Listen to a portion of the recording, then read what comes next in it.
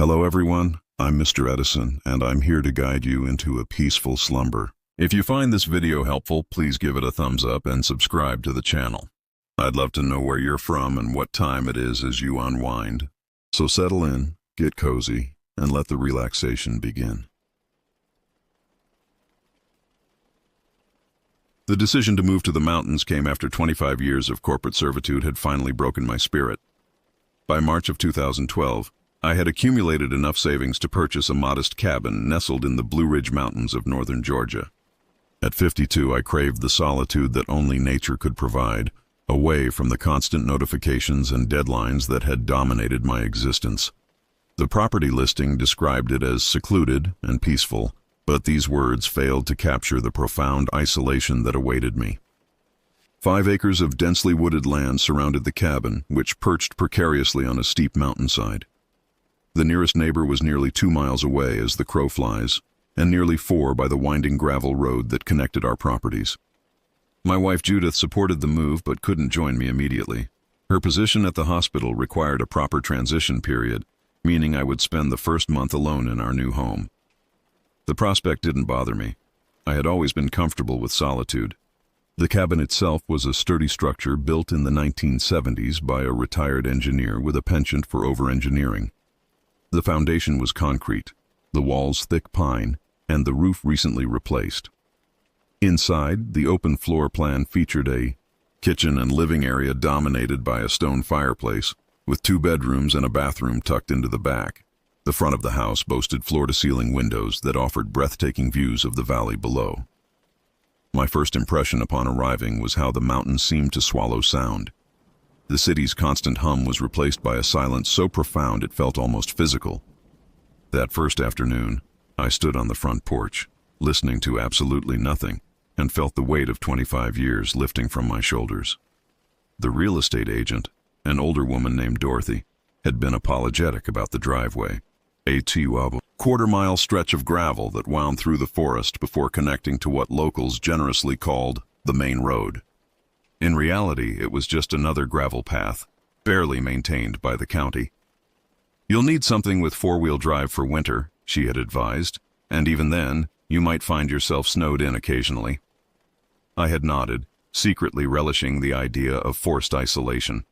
As I unpacked my modest belongings that first evening, watching the sun set behind the distant peaks, I couldn't imagine anything disturbing the peace I had found. I was wrong. The first week passed without incident. I established a routine. Mornings spent exploring the property, afternoons dedicated to making the cabin more comfortable, and evenings reading by the fireplace. The complete absence of noise pollution allowed me to sleep more soundly than I had in decades.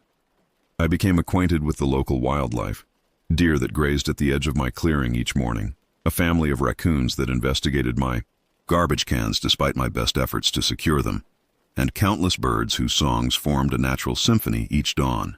My property extended deep into the forest, bordered by a small stream to the west and another private property to the east. The previous owner had maintained a rudimentary network of trails, which I began clearing and exploring. On the 3rd day, I discovered an old hunting blind about half a mile from the house, overlooking a natural clearing. It appeared abandoned for years, with rotting floorboards and vegetation reclaiming the structure. The isolation suited me perfectly. My only connection to the outside world was a satellite internet connection that worked when the weather permitted, and a cell phone that captured signal only on the highest point of my property, a rocky outcropping I named Communication Hill.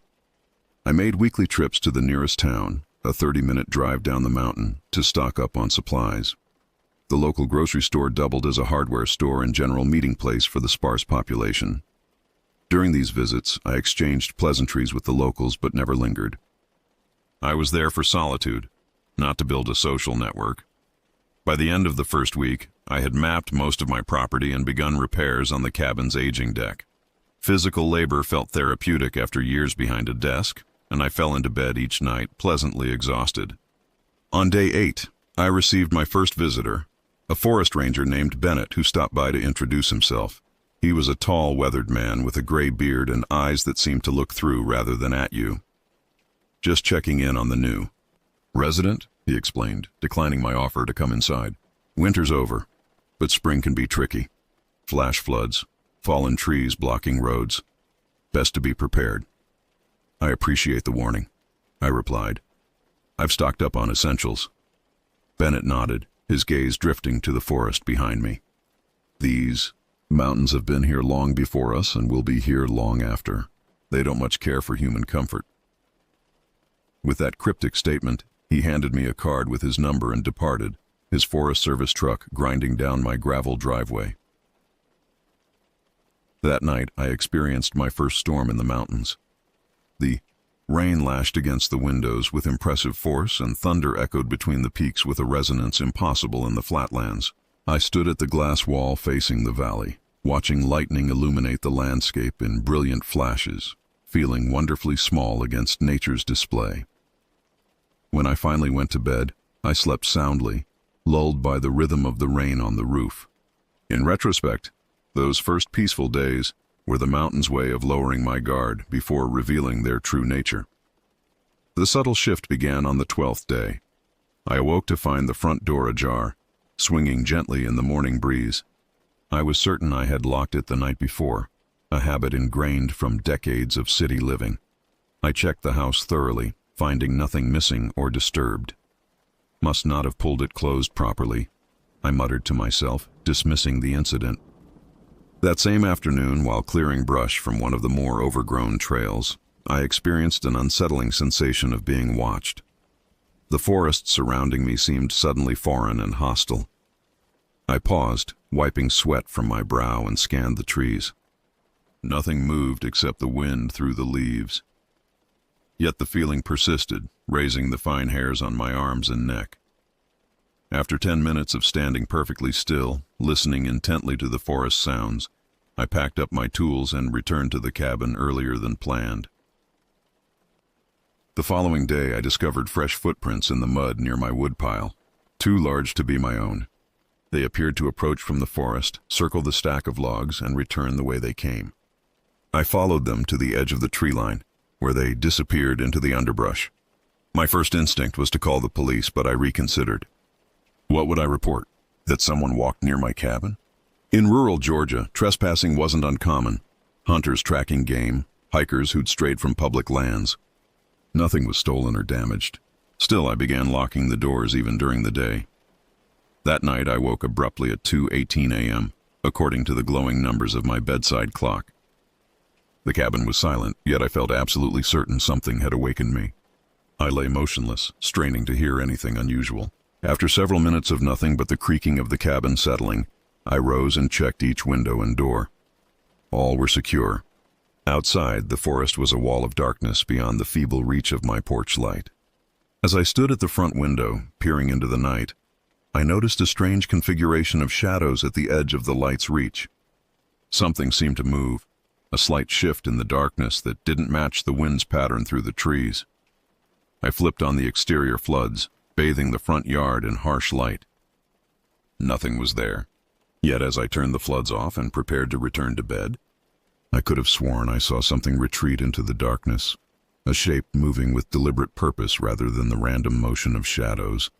Sleep evaded me for the remainder of the night.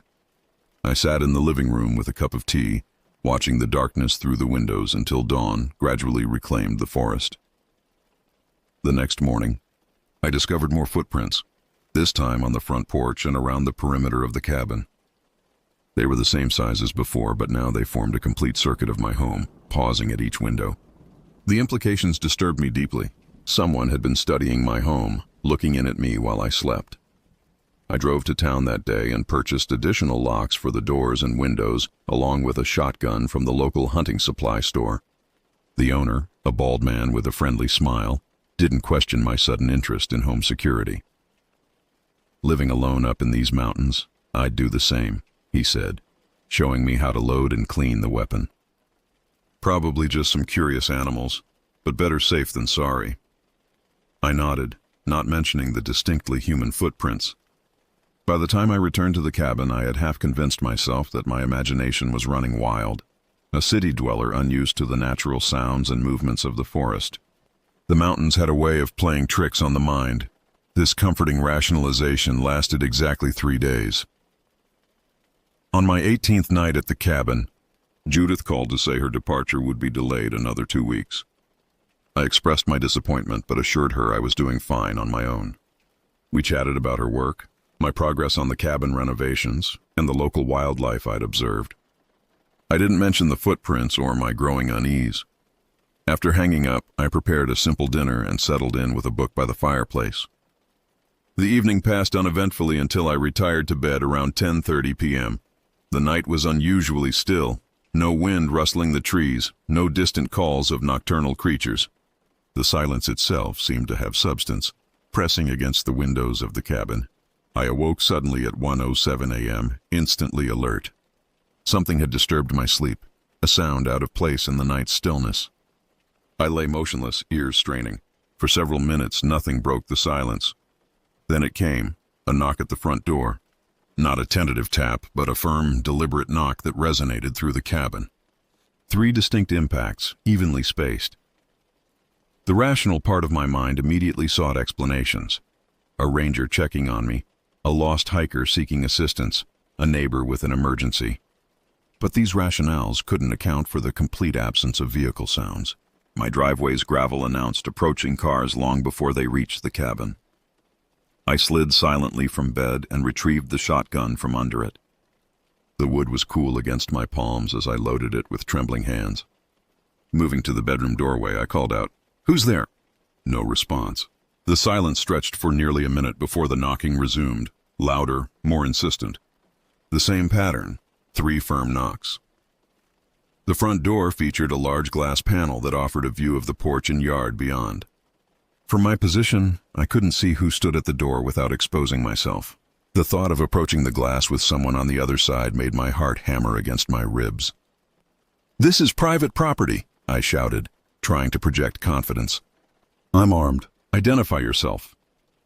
Again, no response, just the oppressive silence. I steeled myself and moved into the hallway, keeping the shotgun leveled. The floorboards creaked beneath my weight as I approached the door. Through the glass, I could see the porch was empty. I lowered the gun slightly, confusion momentarily overtaking fear. Then the knocking came again, but not from the front door. It came from the bedroom window behind me. I whirled around, nearly losing my balance. The knocking continued, migrating to each window of the cabin in turn, front, side, bedroom, bathroom, kitchen. A methodical circling of my home, as if testing for weaknesses. With shaking hands, I fumbled for my cell phone and dialed 911, only to find no signal. Of course, I needed to be on Communication Hill for service. The knocking stopped as suddenly as it had begun. In its place came a new sound, the soft scrape of something moving along the outer walls, circling the cabin just as the knocking had done. It moved with a deliberate slowness that suggested a taunting familiarity with my fear. I positioned myself in the center of the living room, back to the fireplace, shotgun aimed at the front door. From this vantage point, I could see most of the cabin's interior. The scraping continued its circuit, pausing occasionally as if considering an entry point. For 3 hours, this psychological warfare continued. Sometimes knocking, sometimes scraping, sometimes complete silence that proved more terrifying than either. During one of the silent periods, I heard the distinct sound of footsteps on the cabin's roof, measured, deliberate steps directly above my head. At 4:21 a.m., everything stopped. The pre-dawn stillness returned as if nothing had happened. I remained frozen in position, shotgun ready, until the first light of morning filtered through the windows. When I finally gathered the courage to look outside, I found the muddy ground around my cabin crisscrossed with footprints, the same large prints I'd seen earlier. They approached from the forest to the north, circled the entire structure multiple times, and then retreated in the same direction. I followed them to the tree line, shotgun clutched in white-knuckled hands, but lost the trail where the forest floor became a carpet of pine needles.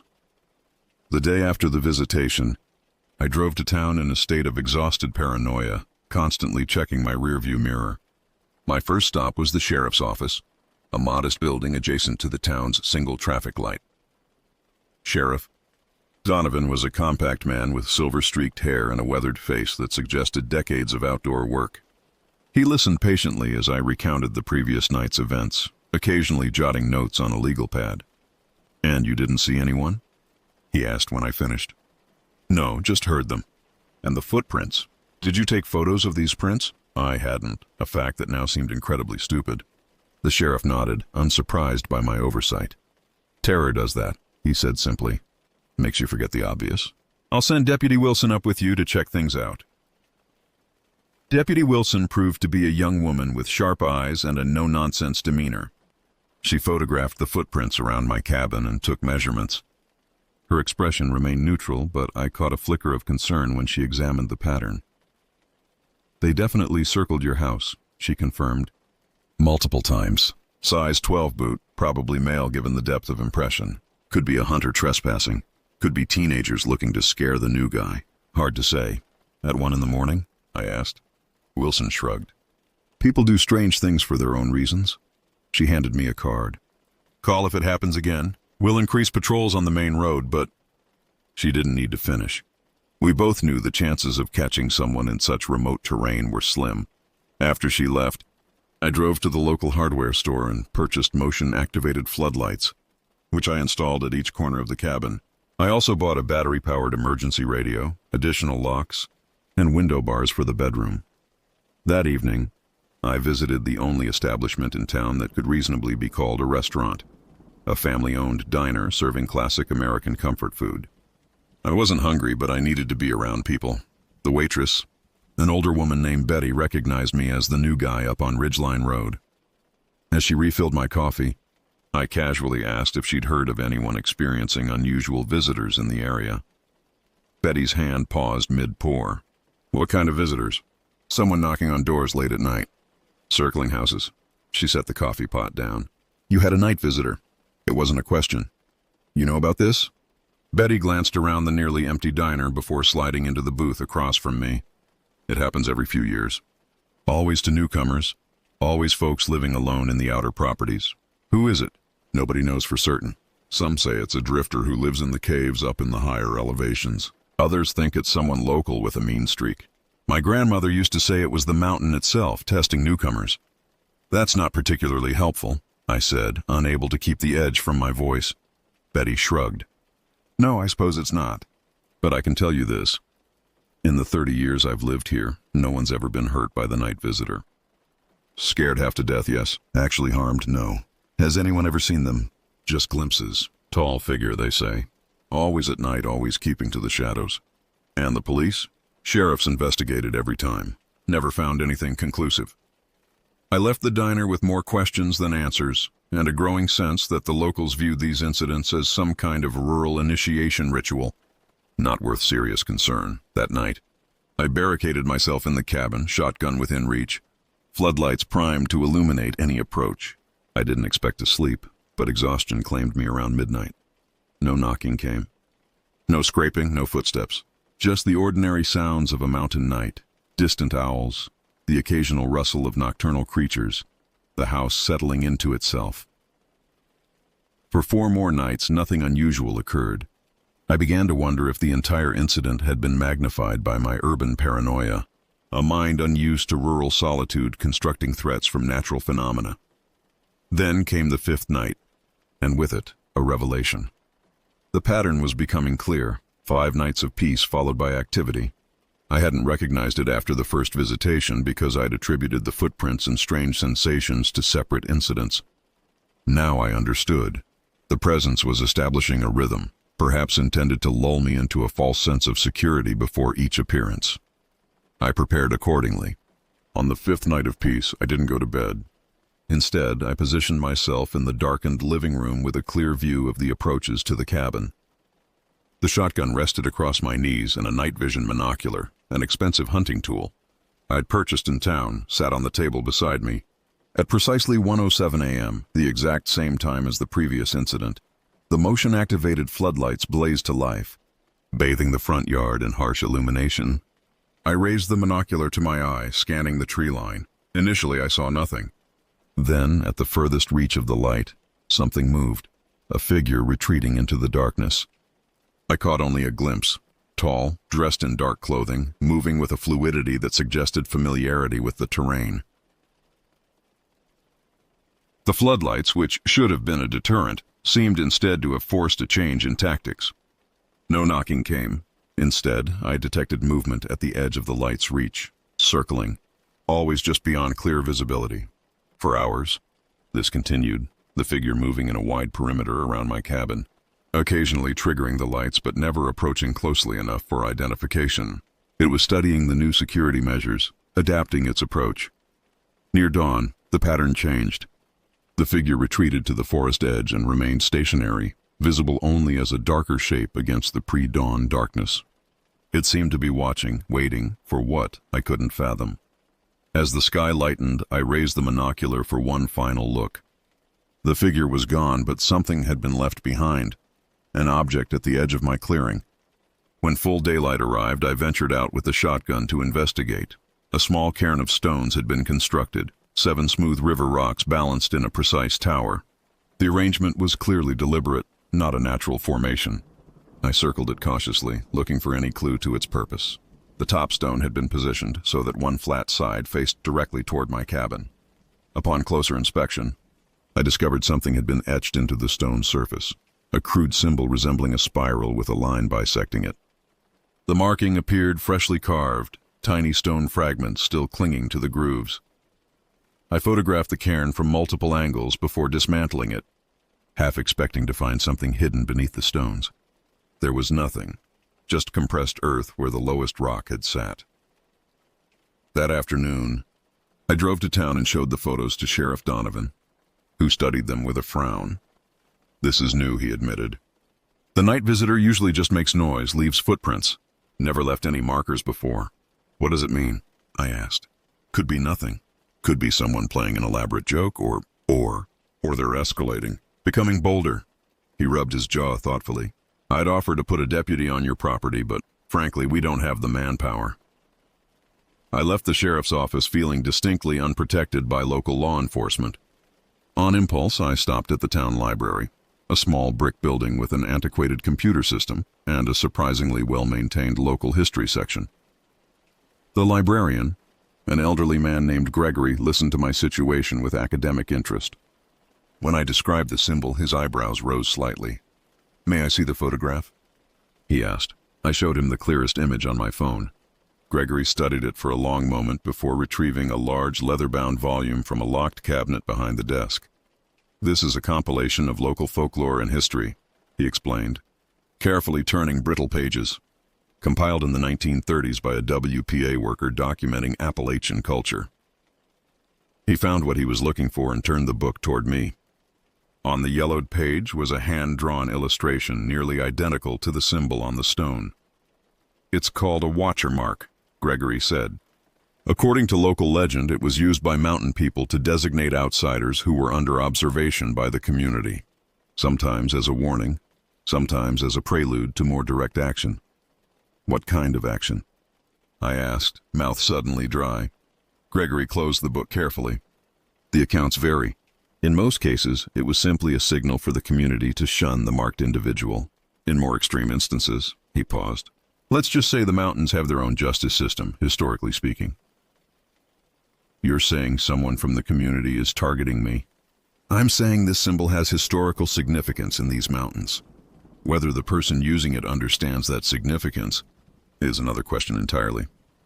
Left the library with photocopies of the relevant pages and a growing certainty that my night visitor was not some random drifter but someone with connection to the area's history and traditions. That night, I didn't wait for the visitor to come to me. I decided to change the dynamic. Armed with the shotgun, a powerful flashlight, and a handheld GPS, I positioned myself in the hunting blind I'd discovered earlier. It offered a clear view of the cabin while providing concealment. My plan was simple: observe who or what approached my home, document their presence, and if necessary, confront them from a position of advantage. I settled in at sunset, prepared for a long night of surveillance. Hours passed uneventfully. Periodically, I checked the GPS to ensure I could find my way back in darkness if needed. The night grew increasingly cold, my breath forming small clouds in the hunting blind. At 1:05 a.m., 2 minutes before the expected time of appearance, I detected movement at the forest edge opposite my position. A tall figure emerged from the trees, moving with extraordinary stealth. Even watching intently, I could barely track their progress through the underbrush. The figure paused at the edge of the clearing, surveying the cabin. It appeared to be a man, dressed in dark clothing that blended with the forest. Something about his posture suggested tension, a predator assessing potential danger. After several minutes of observation, he moved toward the cabin, triggering the floodlights. Rather than retreating, he froze, becoming a stark silhouette in the artificial glare. He was indeed tall, well over 6 feet, and wore what appeared to be a canvas jacket and work pants. A dark hat obscured his features. For nearly 5 minutes, he remained motionless in the light, as if deliberately allowing himself to be seen. Then, with deliberate slowness, he raised one hand and made a gesture toward the cabin, a circular motion followed by a slashing movement. The gesture completed, he turned and looked directly toward the hunting blind where I was concealed. Though I couldn't see his face clearly, I felt his awareness of my presence with absolute certainty. He knew I was watching. Abandoning stealth, I raised the shotgun and chambered a round, the mechanical sound carrying clearly in the night air. The figure didn't flinch or flee. Instead, he nodded slowly, a deliberate acknowledgement, before turning and walking unhurriedly back into the forest. I remained in the blind, shotgun trained on the spot where he'd disappeared until dawn broke. He didn't return. When daylight finally arrived, I approached the spot where he had stood. The ground revealed clear boot prints, the same size and pattern I'd seen around my cabin previously. Beside them, something gleamed in the morning light. A small metallic object had been pressed into the soft earth, an old coin. I carefully extracted it, brushing away the dirt. It appeared to be a silver dollar dated 1899, with a small hole drilled near the edge. The hole suggested it had once been worn as a pendant or charm. This tangible evidence renewed my determination to identify the visitor. I photographed the coin and the footprints before returning to the cabin to prepare for a trip to town. At the sheriff's office, Donovan examined the coin with interest. Hold coins have significance in mountain folklore, he explained. They're said to ward off evil or bring protection. The fact that it's from 1899 is interesting. That's the year of the Wilson Hollow incident. What incident? Donovan hesitated. A dark chapter in local history. A community of outsiders settled in Wilson Hollow, about 5 miles from your place. They weren't welcomed by the established families. After several months of escalating tensions, the settlement was burned. Official records call it an accident, but he shrugged. Local stories say differently. You think my visitor is connecting me to this somehow? I think someone's trying to communicate in a language you don't understand. He handed back the coin. The question is whether they're trying to warn you or threaten you. How do I find out which? You could leave, Donovan suggested. Many do, after experiencing the night visitor. And if I don't want to leave? The sheriff studied me thoughtfully. Then you need to speak with someone who understands the old ways. There's a woman named Eleanor Ridgway who lives up on Pine Mountain. She's the closest thing we have to a local historian. If anyone can interpret what's happening, it's her. Finding Eleanor proved challenging. She lived without a phone at the end of a barely passable dirt track. When I finally located her home, a well-maintained cabin nearly a century old, I was greeted by a spry woman in her 70s with alert eyes and a directness that bypassed all social niceties. "You're the new one on Ridgeline Road," she stated before I could introduce myself. The one with the night visitor. News traveled fast in small communities. I didn't bother asking how she knew. "I need to understand what's happening," I said. Eleanor gestured me inside. The cabin's interior was an eclectic mix of traditional Appalachian crafts and modern conveniences. She indicated a chair at a worn kitchen table and sat opposite me. "Show me what you've brought," she said. I placed the coin on the table between us. Eleanor didn't touch it, merely studied it with narrowed eyes. "Where was this found?" I explained the previous night's encounter in detail. Eleanor listened without interruption, her expression unchanging. "The visitor is testing you," she said finally. "The watching, the circling, the marks, all tests. The coin is the final piece." "Testing me for what?" "To see if you belong." She tapped the coin with one finger. "This particular coin has history. It belonged to a man named Joseph Keegan, the last outsider to successfully integrate into the mountain community after being tested. That was in 1947. "How do you know that?" Because Joseph was my father. She picked up the coin, turning it over in her fingers. After his death, this coin disappeared from our family collection. I always wondered where it went. So the person testing me stole this coin, or inherited it from whoever did. She handed the coin back to me. The fact that it was given to you is significant. It means you're being offered a choice. What choice? Stay and become part of the mountain, or leave and remain a stranger. The old families have their ways of protecting what they consider theirs. The night visitor is their messenger. Who is he? I pressed. Eleanor smiled thinly. That's not my information to share. But I can tell you this, he'll come one more time. When he does, your response will determine whether you find peace here or not.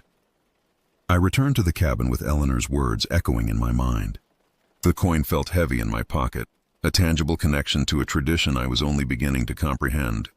According to Eleanor, the third visit would come exactly 5 nights after the second, maintaining the established pattern. I spent those days in preparation, not for confrontation but for communication. I needed to demonstrate my respect for the land and its traditions without surrendering my right to be there. Eleanor had given me specific instructions for what mountain people called making peace with the watching. On the 5th night, I didn't hide or arm myself. Instead, I set 2 chairs on the front porch facing each other. Between them, I placed a small table with 2 glasses and a bottle of locally distilled whiskey, a specific brand Eleanor had recommended, produced by one of the old families. As 1 a.m. approached, I took my seat and waited, the coin placed deliberately on the table beside the whiskey. The night was clear, a 3/4 moon providing enough illumination to see the edge of the forest without artificial light. I had disabled the motion sensors. At precisely 1:07 a.m., the figure emerged from the trees. He paused at the forest edge, observing the setup on the porch. For several long minutes, neither of us moved, a tableau of tension and possibility. Finally, he approached, moving with the same fluid grace I'd observed before. As he drew closer, details emerged, a weathered face with a gray beard, deep-set eyes under the brim of a worn hat, hands that showed decades of manual labor. He stopped at the foot of the porch steps, studying me without expression. I've spoken with Eleanor Ridgway, I said, breaking the silence. I understand this is a test. The man nodded almost imperceptibly. I respect the traditions of this place, I continued, and I wish to live here in peace. Not as an intruder, but as a caretaker. I gestured to the empty chair across from me. For a moment I thought he would turn and disappear back into the forest. Instead, he slowly ascended the steps and stood beside the offered seat. Joseph Keegan's coin, he said, his voice rough from disuse or age. Eleanor told you its meaning? That it represents a choice, belonging or remaining separate. He nodded and finally sat. I poured 2 fingers of whiskey into each glass and slid one toward him. He made no move to take it. This land has memory, he said. It remembers those who treated it well and those who didn't. The people are the same. I intend to treat both with respect. Intentions are easy. Living them is harder. He finally picked up the glass, studying the amber liquid. Why here? Why these mountains? It was the question I'd expected, the one Eleanor had warned would come. My answer would determine everything. Because I don't want to change this place, I said carefully. I want it to change me. He considered this, then raised his glass slightly. 2 honest words. We drank. The whiskey burned pleasantly, warming my chest. You have questions, he stated. Many. But I'll start with the most pressing. Will you continue to visit in the night? A ghost of a smile crossed his weathered face. Not in the same way. My watching is done, and the result? You'll stay. Whether you belong.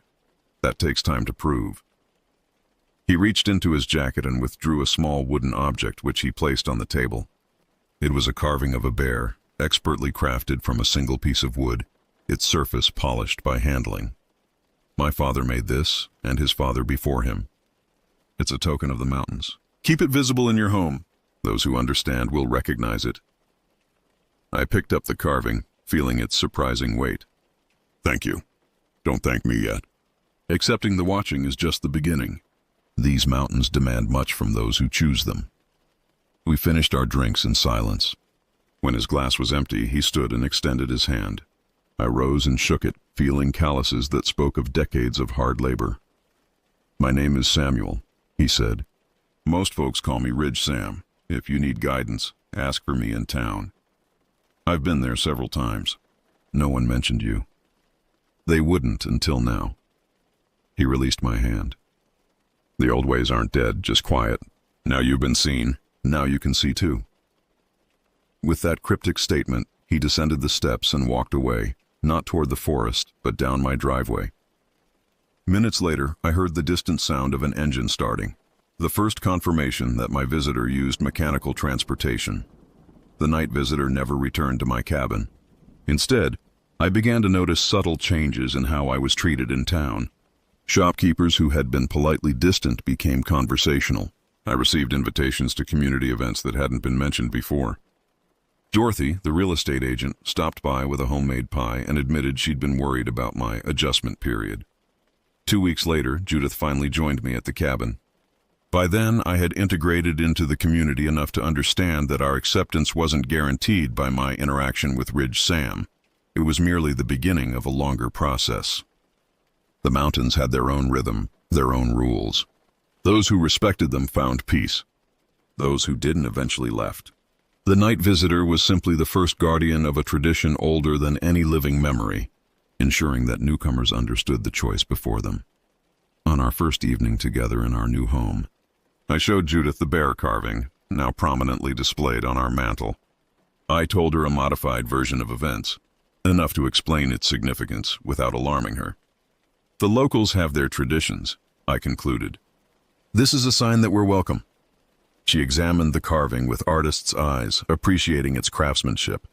"It's beautiful. Did you meet the carver?" I thought of Ridge Sam, of our midnight conversation, of the ancient coin and its meaning. "Yes," I replied. "I believe we understand each other now." That night, I slept soundly for the first time since moving to the mountains. The forest had tested me and I had passed the first trial. What future tests awaited remained to be seen, but I faced them without fear. The mountains had shared their first secret with me. In time, perhaps they would share more.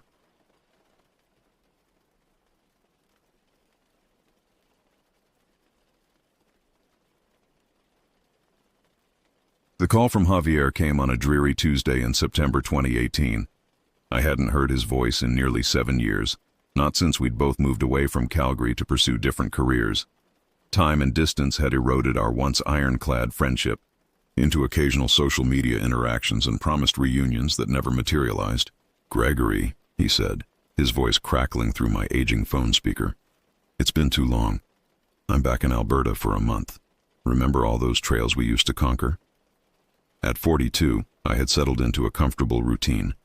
My hiking boots, once worn daily, now collected dust in my garage alongside camping gear I hadn't touched in years. The muscles that had carried me up countless mountain trails had softened, hidden beneath the evidence of too many office lunches and too little movement. "Heart Mountain," I replied, memories flooding back. "We always said we'd complete the entire horseshoe circuit." "That's exactly what I was thinking. What do you say? Next Saturday, for old time's sake?" I hesitated, mentally cataloging my deteriorated stamina, but nostalgia won. "I'm in." The week passed in a flurry of hasty preparations. I dug out my hiking gear, purchased new moisture-wicking socks, and even attempted a few preparatory walks around my neighborhood. By Friday night, anticipation had overwhelmed my initial reluctance. I packed and repacked my day pack, checking weather forecasts obsessively. Saturday morning arrived crisp and clear. I met Javier at the trailhead parking lot just after 7 a.m., the September air carrying the first hints of autumn's approach. He looked older. Gray speckled his once jet-black hair and crow's feet framed his eyes, but his smile remained unchanged. "Ready for this?" he asked, shouldering his pack with practiced ease. I nodded, though doubt lingered. The mountain before us seemed more imposing than I remembered, its jagged profile cutting against the cloudless sky with threatening precision. As ready as I'll ever be. The first hour passed pleasantly enough. We fell into our old rhythm, Javier taking point while I followed slightly behind, our conversation flowing easily between shared memories and updates on our divergent lives. The trail began gently, winding through sparse woodland before the serious climb began. "My doctor says I need to watch my blood pressure," Javier confessed as we paused for water. 45 isn't what it used to be." I laughed, grateful for the break. "Tell me about it. Remember when we'd race to summit points? I'd need helicopter evacuation if I tried that now."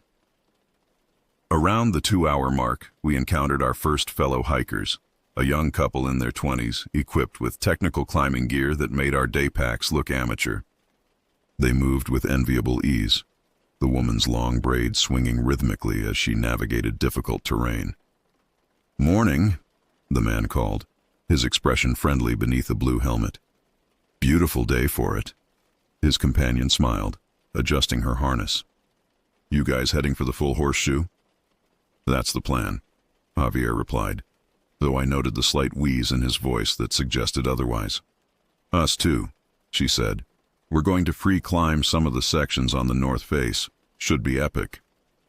They continued upward, their bodies moving with practiced precision while Javier and I exchanged knowing glances. We watched them ascend, their colorful gear, her red helmet and his blue one, visible for several minutes against the gray limestone. "Remember when that was us?" I asked. Javier wiped sweat from his forehead. "Were we ever that good?" "In our minds, maybe." We continued our ascent, but each step grew increasingly laborious. What my topographic map described as moderate incline felt vertical to my burning quadriceps. By the time we reached the first significant viewpoint, my shirt clung to my back, soaked through with sweat. "I think," Javier managed between heavy breaths, "we may have overestimated ourselves." I nodded, staring at the path ahead. A challenging, scramble-up loose scree followed by an exposed ridge walk. The full horseshoe circuit stretched beyond that, intimidating in its scale and technical requirements. "Maybe we should reevaluate," I suggested, trying to mask my relief when Javier nodded. "There's that secondary trail," Javier said, consulting his map. "The one that follows the western slope. Still good views, but less technical." Our pride wounded, but our sense of self-preservation intact, we adjusted our route. The alternative path descended slightly before contouring around rather than over several difficult features. As we navigated this gentler trail, we passed several hiking groups, families with children, elderly couples moving with cautious determination, and solo hikers lost in their own thoughts. "Good choice," a passing hiker in his 60s commented with knowing wisdom. "The full circuit is brutal these days. Took me 3 attempts last summer." His validation eased our disappointment somewhat, though I still felt the sting of concession. We had once been avid mountaineers tackling challenges that now seemed impossible. Accepting physical limitations felt like surrendering to time itself. Around 11 a.m., we stopped to admire a particularly spectacular vista. The valley stretched below us, the river a silver ribbon winding through verdant forest. Above us, we could occasionally glimpse other hikers on the main trail, tiny figures moving along exposed ridgelines. "I think I see our climbing friends," Javier said, pointing to a distant section where the red and blue helmets stood out against the rock face. I watched through binoculars as they expertly navigated a challenging section, their movements purposeful and efficient. "They're making good time." We continued along our less ambitious route, eventually reaching a pleasant plateau beside a small seasonal stream. The water bubbled cheerfully over smooth stones, the sound creating a peaceful backdrop for our much-needed rest. "Perfect lunch spot," Javier declared, unslinging his pack and retrieving a carefully wrapped sandwich. I agreed, settling onto a flat boulder and stretching my aching legs. The sun had reached its zenith, bathing the landscape in bright midday light that highlighted every crevice and contour of the surrounding terrain. Despite the altered route, contentment washed over me. Perhaps we weren't conquering the mountain as planned, but we were here, reconnecting with both nature and each other. Our lunch lasted longer than intended. We reminisced about previous adventures, sharing stories that grew more exaggerated with each telling. I found myself relaxing fully for the first time in months, the mountain air clearing work stress from my mind like wind dispersing fog. "What's that?" Javier asked suddenly, tilting his head. "Did you hear something?" I listened, but detected only the gentle rustle of wind through sparse vegetation and the consistent murmur of the stream. "Just the water." He frowned, his expression troubled. "Thought I heard something else. Like I don't know. Never mind." We packed our garbage meticulously, a habit ingrained from years of wilderness ethics, and prepared to continue. As I secured my pack, I noticed Javier staring intently toward the higher trail. "Everything okay?" He shook his head slowly. "Just a weird feeling. Probably nothing." I understood. Mountains inspired contradictory emotions. Awe and insignificance, freedom and vulnerability. Every experienced hiker developed a certain intuition, a sensitivity to subtle shifts in environment or atmosphere that might signal changing weather or potential hazards. "We should start heading back," I suggested, checking my watch. "Don't want to lose daylight." Javier nodded, his previous cheerfulness dimmed by whatever thoughts had captured his attention. We rejoined our chosen path, now beginning its gradual descent toward the valley floor. The trail followed the stream for a while before diverging eastward. "Look at that," I said, pointing to a vibrant cluster of alpine wildflowers clinging improbably to a rocky outcrop. "Amazing what survives up here." But Javier remained distracted, his responses becoming increasingly monosyllabic. Twice he stopped abruptly, staring back up toward the higher trail, though nothing was visible from our position. His unease gradually infected my own mood, replacing contentment with inexplicable anxiety. "Seriously, what's wrong?" I finally asked. "I can't explain it," he replied. "Something doesn't feel right." I was about to dismiss his concern when a distant sound caught my attention. Not a scream or shout, but something less definable. A rumble, a shifting of stones. Whatever it was dissipated quickly, leaving me uncertain whether I'd actually heard anything at all. The rest of our descent proceeded in tense silence, both of us scanning the landscape with heightened vigilance. The path eventually reunited with the stream we'd lunched beside, now wider and deeper as it gathered volume from various mountain tributaries. I spotted it first, a splash of unnatural color amid the natural browns and grays of the stream bed. Something man-made, out of place in this wilderness setting. "What's that?" I asked, pointing toward the object. Javier squinted. "Looks like a shoe." We approached cautiously.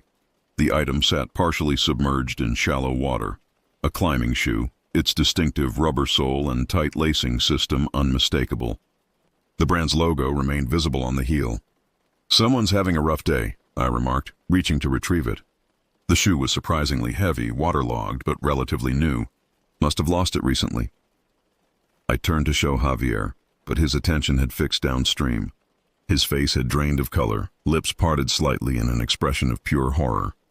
For a moment I thought he might be having the heart attack he'd joked about earlier. "Javier?" "What's—" He didn't respond, just pointed with a trembling finger. I followed his gesture, scrambling over several boulders to gain a better vantage point. What I saw next demolished any sense of peace the day had offered. Approximately 30 meters downstream, partially obscured by a bend in the creek, lay two human forms. Even from this distance, their unnatural positioning revealed the truth my mind recoiled from processing. Their bodies rested in the shallow water, limbs arranged in positions human anatomy simply doesn't permit. One figure lay face down, climbing helmet still secured though cracked completely through. The second lay partially across the first, neck bent at an impossible angle, eyes open and staring at the indifferent sky. Most haunting were the colors, a red helmet and a blue one. The young couple we'd seen earlier, their enthusiasm and vitality now extinguished. "Oh God," I whispered, my lunch threatening to reappear. "Oh God, no." Javier hadn't moved, frozen in place like the boulders surrounding us. "We just saw them," he said, voice barely audible. "They were just—" Reality crashed over me in horrifying clarity. These vibrant people we'd spoken with hours earlier had somehow fallen, their expertise and equipment insufficient protection against whatever had occurred. They remained secured to each other by climbing rope, suggesting they'd been roped together during their accident.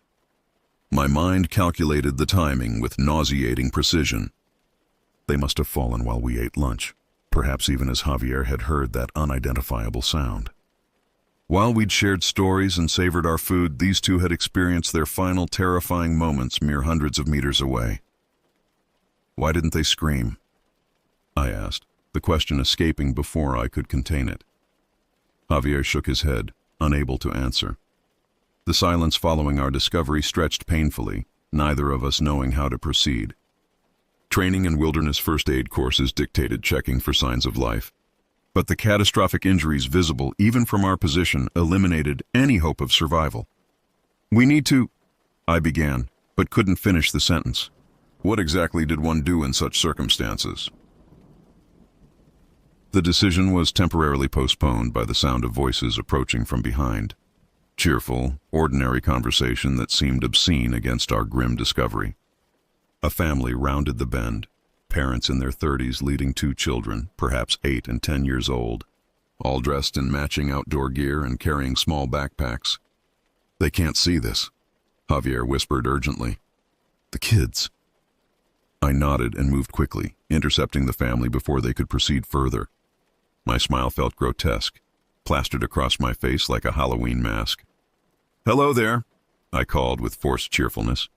Beautiful day, isn't it? The father nodded pleasantly while the children eyed me with curiosity. Certainly is. You folks heading back down? Actually, I said, lowering my voice, could I speak with you privately for a moment? I glanced meaningfully at the children, hoping he would understand. Confusion crossed his features before comprehension dawned. Kids, why don't you and Mom check out those cool rocks over there? I'll be right back. His wife gave me a questioning look but complied, leading the children toward a small outcropping several meters away. The father approached me cautiously. Is everything okay? I kept my voice low. There's been an accident. 2 climbers downstream. They didn't make it. It's not something your children should see. Horror registered immediately. Are you certain they're... Yes, I replied grimly. It's bad. Very bad. He ran a hand through his hair, processing. There's a ranger station about 2 kilometers back down the trail. I'll head there immediately. Can you and your friend... We'll stay with them, Javier interjected, having approached silently during our conversation. Make sure no one else stumbles onto the scene. The father nodded gratefully. I'll run the whole way. Thank you for stopping us. He rejoined his family, explaining some sanitized version of events that prompted them to turn back quickly. The curious glances from his wife and children lingered until they disappeared around the bend. Their previously carefree day now overshadowed by proximity to tragedy. You think he'll make it to the ranger station quickly? I asked. Javier checked his watch. Even at a fast walk, 20 to 30 minutes. If he runs some sections, maybe 15. Those 15 minutes stretched interminably. We positioned ourselves as unofficial sentries, warning away the few hikers who approached while avoiding explicit details. Most accepted our vague explanation of trail hazard ahead without question, but one insistent man required Javier physically blocking his path before reluctantly turning back. The ranger arrived with impressive speed, the sound of his ATV engine breaking the weighted silence approximately 18 minutes after the family's departure. He was younger than I expected, perhaps 30, but moved with professional efficiency. Where are they? He asked without preamble, medical kit in hand, though we had made clear there would be no survivors. We guided him to the site, maintaining a respectful distance as he documented the scene with photographs and spoke quietly into his radio. Words like retrieval team, accident investigation, and next of kin drifted to us on the gentle breeze. After several minutes, he approached us. I need your contact information. You'll need to provide statements, but that can wait until tomorrow. We supplied our details mechanically, the administrative requirements feeling surreally mundane against the backdrop of death. Did you witness the accident? The ranger asked. No, I replied. We spoke with them earlier this morning, up on the main trail. They mentioned planning to free climb sections of the north face. We found them maybe 20 minutes before the father went for help, Javier added. The ranger nodded, making notes. You can head back down now. A recovery team will be here shortly. They'll need space to work. Permission granted, we gathered our packs with numbed movements. As we prepared to leave, I found myself unable to resist a final glance at the bodies, at the people they had been just hours earlier. The woman's long braid now floated gently in the current, undone from its tight plait. The man's outstretched hand seemed to reach for something just beyond grasp. "There's nothing more we could have done," the ranger said, misinterpreting my hesitation. "From their injuries, death would have been instantaneous." I nodded, unsure whether this information provided comfort or deepened the horror. Instantaneous death meant no suffering, but also no chance for intervention. No possibility that different circumstances might have changed the outcome. We began our descent in silence, each lost in private thoughts. The trail that had seemed so inviting that morning now felt sinister, each step carrying us farther from the scene but not from the memory. "Do you think they knew?" Javier asked suddenly, breaking our extended silence. "Right before it happened. Do you think they knew they were going to die?" I considered the question, remembering the confidence in their movements, the expertise evident in their equipment and approach. "I don't know. Maybe there was a moment of recognition. Or maybe it happened too quickly." "I keep thinking about what they might have felt," he continued. "That transition from being alive to not." I understood his fixation. The abruptness of their end, vibrant and ambitious one moment, motionless the next, highlighted the fragility of our own existence with uncomfortable clarity. Neither of us slept well that night. I provided my official statement the following morning, recounting the events with detached precision while avoiding the emotional details that truly defined the experience.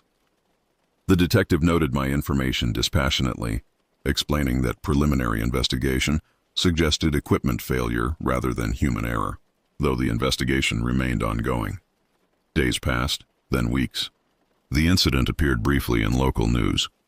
2 experienced climbers die in mountain accident, with minimal details and standard safety warnings. Their names were printed: William Robertson, 26, and Amelia Novak, 24, graduate students at the university, engaged to be married the following summer. I found myself dwelling on peripheral details. Had they been saving for their wedding? Did they share an apartment with traces of both their lives intertwined? Who had the unbearable task of emptying their refrigerator, canceling their plans, notifying their friends? Javier and I spoke frequently in the aftermath, our renewed connection forged stronger through shared trauma. We dissected the experience repeatedly, searching for meaning or lessons that remained stubbornly elusive. "I can't stop wondering if we could have saved them somehow," I admitted during one late-night phone call, nearly 2 months after the incident. "If we'd chosen the main trail instead, might we have seen them in trouble? Warned them about something?" "That thinking leads nowhere good," Javier responded firmly. "We made the choices we made. So did they. The mountain doesn't care about any of it." He was right, of course. Mountains exist beyond human morality or narrative. They neither punish nor reward. They simply are. Our desperate search for meaning reflected our own need for order, rather than any inherent purpose to the tragedy. Hiking ceased completely for both of us. My boots returned to their dusty corner. My pack remained unpacked.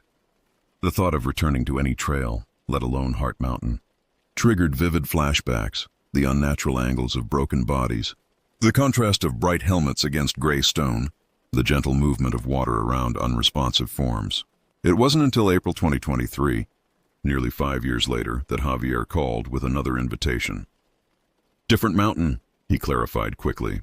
"Gentle trail. Just a day hike." I hesitated, uncertain whether enough time had passed. "I don't know if I'm ready." "We don't have to decide now," he said. "Just think about it." 2 weeks later, we met at a trailhead 3 hours from Heart Mountain. The path was indeed gentle, populated with families and casual hikers rather than technical climbers. We moved cautiously, our packs deliberately light, our expectations minimal. Halfway up, we paused beside a small stream, nothing like the one from our memories. Sunlight dappled through overhead foliage, creating shifting patterns on clear water. "I still think about them," I admitted. "William and Amelia. Sometimes I dream about them." Javier nodded. "Me too, I looked them up online once. They were researching climate change impacts on alpine ecosystems, published papers together. This new information, these lives extending beyond their deaths, somehow eased something within me. They were more than the broken bodies we had found. They had existed fully before that moment, contributing to knowledge that outlived them. We continued upward, our pace deliberately measured. The summit offered modest views, nothing spectacular, nothing dangerous. We stayed briefly before beginning our descent, reaching the parking lot with daylight to spare. It wasn't so bad, Javier said as we loaded our minimal gear. Different, but not bad. I agreed, though the experience felt muted compared to our previous adventures. Perhaps that subdued quality was appropriate, a respectful acknowledgement that while we continued, others did not have that privilege. As I drove home that evening, I found myself contemplating mortality with unexpected calmness. The horror of what we'd witnessed would never completely fade, but its sharp edges had softened enough to accommodate life's continuation. William and Amelia had died doing what they loved, fully engaged with the world rather than insulated from its risks. The mountains would remain long after all of us. They would claim more lives and inspire countless others. Their indifference contained neither cruelty nor comfort, only the stark reminder that each moment exists to be lived fully, with both respect for danger and appreciation for beauty. I never returned to Heart Mountain. Some memories create boundaries that needn't be crossed again. But I did return to hiking, carrying with me both caution and gratitude, twin lessons from that September day when two strangers unwittingly taught me about life through their deaths.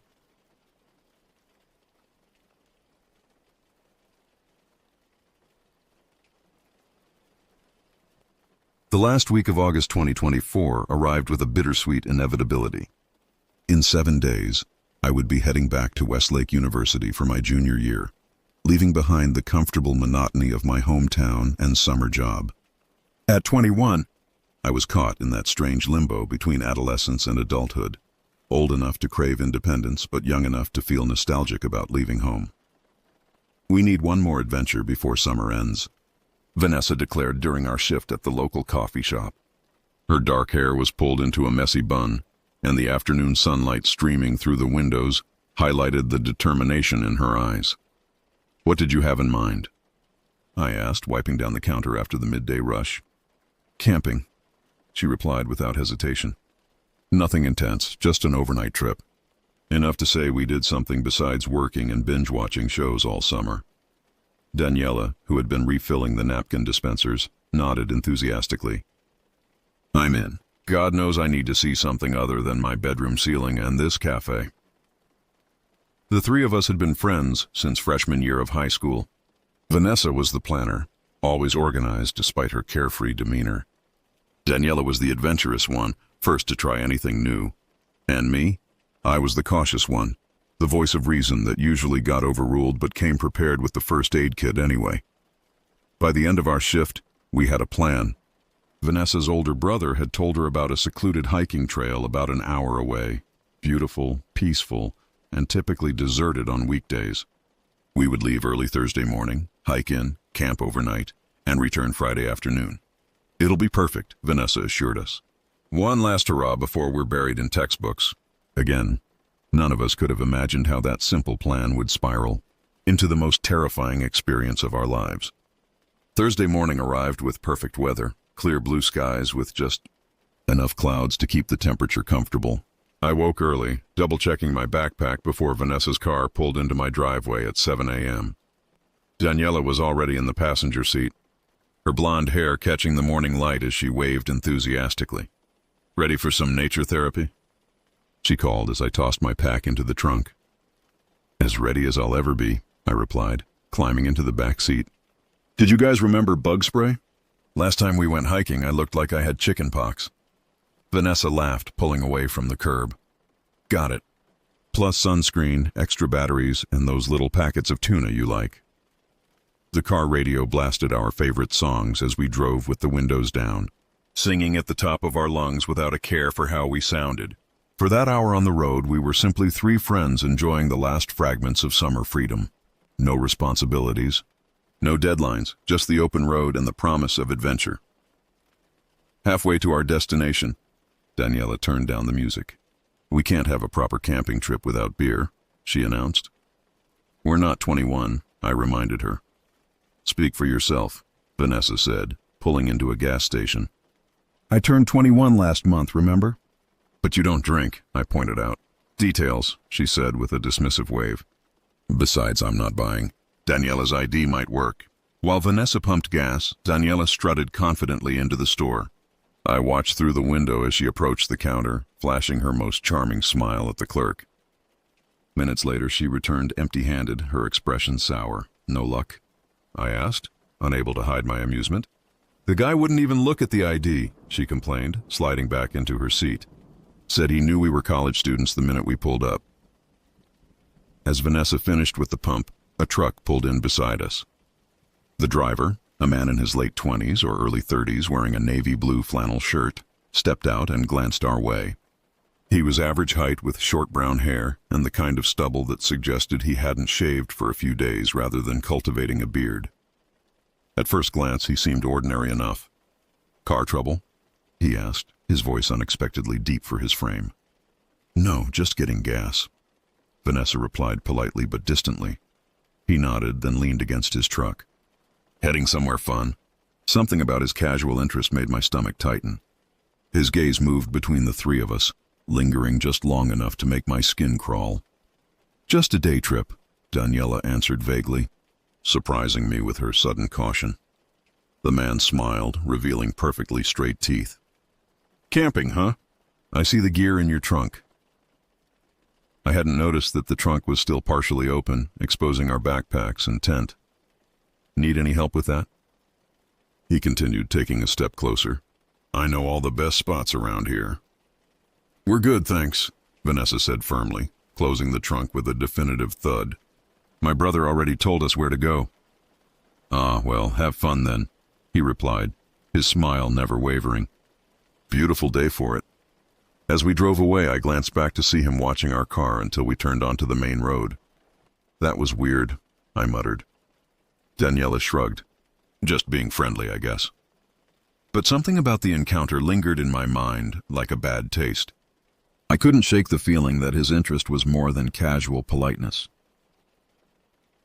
The trailhead was exactly where Vanessa's brother had described, a small clearing with space for about 5 cars, marked by a weathered wooden sign.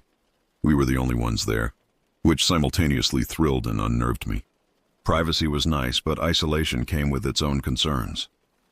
"Wow, your brother wasn't kidding about having the place to ourselves," Daniela remarked, stretching after the drive. Vanessa checked her phone. No signal. Exactly as advertised.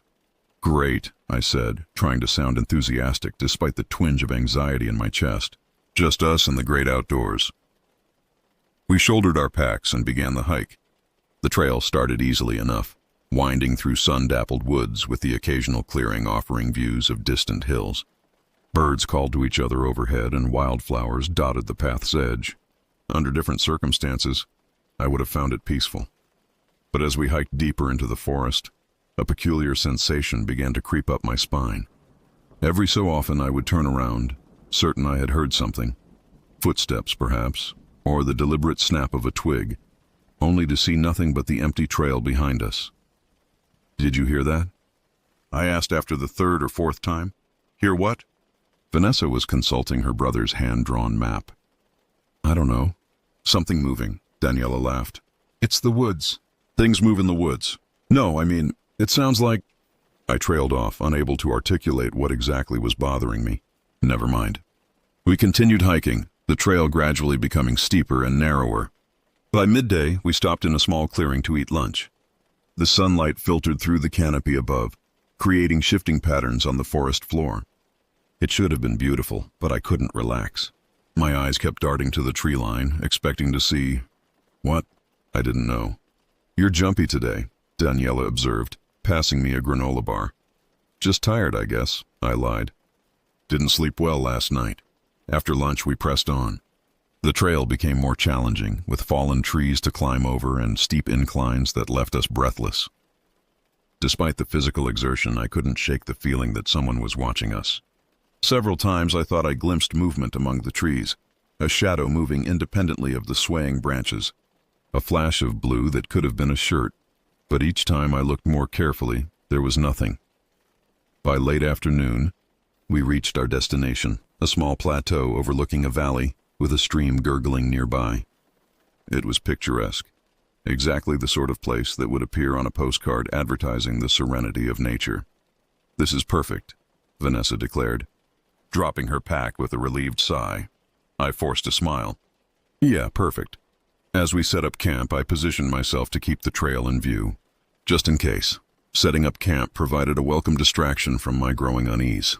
The physical tasks of pitching the tent, gathering firewood, and filtering water from the stream required enough concentration to momentarily quiet the nagging voice in my head that kept whispering warnings. Have you ever seen stars like this? Daniela asked as the sun began to set, painting the sky in vivid oranges and pinks. I had to admit, the view was spectacular. As darkness fell, the stars emerged one by one until the sky was ablaze with them, far more numerous and brilliant than what we could see from our light-polluted hometown. Vanessa got a fire going, a small, contained blaze that cast a circle of warmth and light around our campsite. We roasted hot dogs on sticks and made s'mores, the familiar activities almost making me forget my earlier anxiety. Almost. As night fully descended, the forest around us transformed. The cheerful daylight sounds, birdsong, rustling leaves, the gentle babble of the stream, gave way to more ominous noises. Hoots, screeches, and distant howls punctuated the darkness. Though I knew they were just ordinary nocturnal creatures, each sound made my muscles tense. Let's tell ghost stories, Daniela suggested, her face eerily illuminated by the flickering firelight. How about no? I countered, adding another log to the fire. Vanessa chuckled. What's wrong? Scared of the dark? Yes, I wanted to say. I'm terrified right now, and I don't know why. Instead, I forced a laugh. I just don't want to give myself nightmares. These woods are creepy enough. They're just trees, Daniela said with a shrug. Nothing here that can hurt us. I wasn't so sure. The darkness beyond our firelight seemed impenetrable, a solid wall of black that could hide anything, or anyone. Again, I found myself straining to identify sounds in the distance, to separate normal forest noises from something else. Did you see something? Vanessa asked, noticing my frequent glances into the darkness. No, I lied. Just making sure the fire doesn't spread. We stayed up late talking and laughing as we often did during our weekend sleepovers. The familiarity of our conversation provided some comfort, but I couldn't fully relax. Every time the fire crackled or a twig snapped in the distance, I flinched. Eventually, exhaustion won out over alertness. We doused the fire until only glowing embers remained and retreated to our tent. Inside the thin nylon walls, I positioned myself near the zippered entrance, my back to my friends, facing the way we had come. Sleep came in fitful bursts, interrupted by sounds both real and imagined. Each time I drifted off, the same unsettling dream jolted me awake. A figure standing motionless at the edge of our campsite, watching, waiting. Every time I woke, I had to remind myself it was just a dream, just my mind processing the day's anxieties, until it wasn't. I jerked awake sometime in the deepest part of the night, my heart hammering against my ribs. The inside of the tent was pitch black, and for a moment, I couldn't remember where I was or what had woken me. Then I heard it again, a distinct crunching sound, like someone deliberately stepping on fallen leaves. Not an animal, a person. I held my breath, straining to listen through the thin fabric of the tent. Beside me, Vanessa and Daniela slept soundly, their breathing deep and regular. The sound came again, closer this time, followed by what could only be described as a slow exhalation. My entire body tensed. Someone was outside our tent, moving slowly around the perimeter. I tried to convince myself it was just an animal. A deer, perhaps, or even a bear. But animals don't move with such deliberate stealth. I wanted to wake my friends, but fear paralyzed me. What if I was wrong? What if it was nothing? Would they ever let me live it down? The footsteps circled the tent once, twice, then stopped directly outside the entrance. I could see the faint outline of a shadow against the fabric, a human silhouette, standing perfectly still.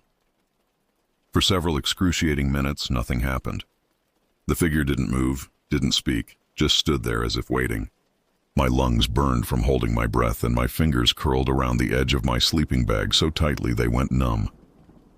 Then, slowly the zipper of our tent began to move, up, inch by inch, the sound deafening in the silence of the night. My mind raced through 1,000 terrifying possibilities. A deranged hunter, an escaped convict, the man from the gas station who had somehow followed us. I couldn't wait any longer. I lurched forward, grabbing the zipper from inside and yanking it back down. "Who's there?" I demanded, my voice shrill with fear. The shadow disappeared instantly. There was a flurry of movement outside, rapid footsteps retreating into the woods, and then silence. "What the hell?" Daniela mumbled, sitting up groggily. "What's going on?" "Someone was outside," I whispered, trembling so violently I could barely form the words. "Someone tried to open our tent." Vanessa fumbled for her headlamp, switching it on. The sudden glare made me wince. "What? Are you sure?" "Positive. I saw their shadow.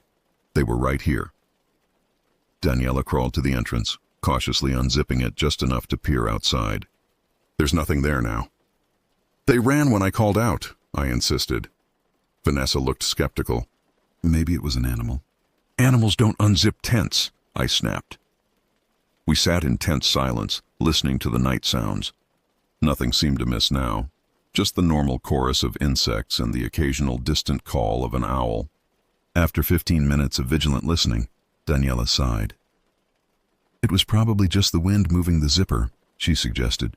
"Or maybe you were dreaming." "I wasn't dreaming," I said firmly. "Someone was out there." Despite my certainty, I couldn't prove it. There were no footprints visible in the beam of Vanessa's headlamp, no evidence of an intruder. Eventually, my friends drifted back to sleep, convinced I had experienced a particularly vivid nightmare. But I stayed awake, sitting upright in my sleeping bag, staring at the zipped entrance of the tent. I knew what I had seen. Someone had found us in these remote woods. Someone who had stood watching us sleep. Someone who had tried to get inside our tent. And I was terrified they would return. The night stretched endlessly, each minute crawling by as I maintained my vigilant watch. Every sound, the rustle of leaves, the hooting of an owl, the soft breathing of my sleeping friends, seemed magnified in the darkness. I didn't dare close my eyes, convinced that the moment I succumbed to sleep, the mysterious visitor would return. When the first weak light of dawn finally began to filter through the tent walls, I nearly wept with relief. Exhaustion weighed on me like a physical burden, but fear had kept me rigidly awake. "You look terrible," Daniela observed when she woke, stretching in her sleeping bag. "Did you sleep at all?" "No," I admitted, my voice hoarse. "I kept watch."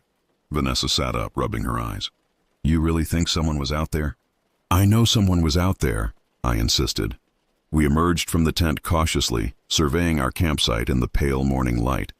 Nothing seemed disturbed. Our backpacks remained where we had left them. The cooler was undisturbed. The embers of our fire had completely died out. "See?" Daniela gestured around. Nothing happened. I was about to concede the point when something caught my eye. A flash of color at the edge of the clearing, partially hidden behind a tree. I approached slowly, my heart accelerating with each step. There, hanging on a low branch, was a navy blue flannel shirt. The same shirt the man at the gas station had been wearing. "Guys," I called, my voice barely above a whisper. "Look at this." Vanessa and Daniela joined me, staring at the shirt. "Someone left their shirt?" Daniela suggested, reaching for it. "Don't touch it," I hissed, grabbing her wrist. "It's his. The man from the gas station. He followed us here." Vanessa's face paled. "That's impossible. How would he know where we were going?" "We didn't even tell him." "I don't know," I admitted. "But this is his shirt. I'm sure of it." We stood there, staring at the garment as if it might suddenly animate and attack us. The implications were terrifying. Not only had someone been watching us, but they had deliberately left evidence of their presence, a message that we were not alone. "We need to leave," I said. Now, for once, neither of my friends argued. We packed up our camp in record time, stuffing equipment haphazardly into our backpacks, not bothering with the careful organization we had used the day before.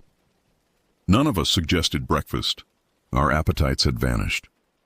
As we were about to depart, I paused, looking back at the shirt still hanging on the branch. "Should we take it?" Daniela asked, following my gaze. "As evidence?" I shuddered at the thought of touching it. "No, let's just go." We set off down the trail at a pace just short of running. Our earlier enjoyment of the forest completely evaporated. Every shadow, every movement in the periphery of my vision, sent a fresh surge of adrenaline through my system. We had hiked for perhaps 20 minutes when a sound stopped us in our tracks. A clear, deliberate cracking of branches ahead. Someone was on the trail in front of us. "This way," Vanessa whispered, pointing to a narrow deer path that branched off from the main trail. "We can circle around." We veered off the established path, pushing through underbrush and scrambling over fallen logs. The forest seemed to close in around us, branches clawing at our clothes, roots threatening to trip us. I lost all sense of direction, trusting Vanessa's innate navigational skills to guide us back to the main trail eventually.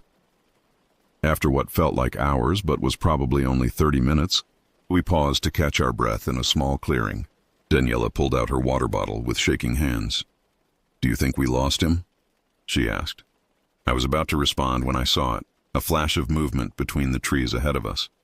A figure, partially obscured by foliage, stood watching us.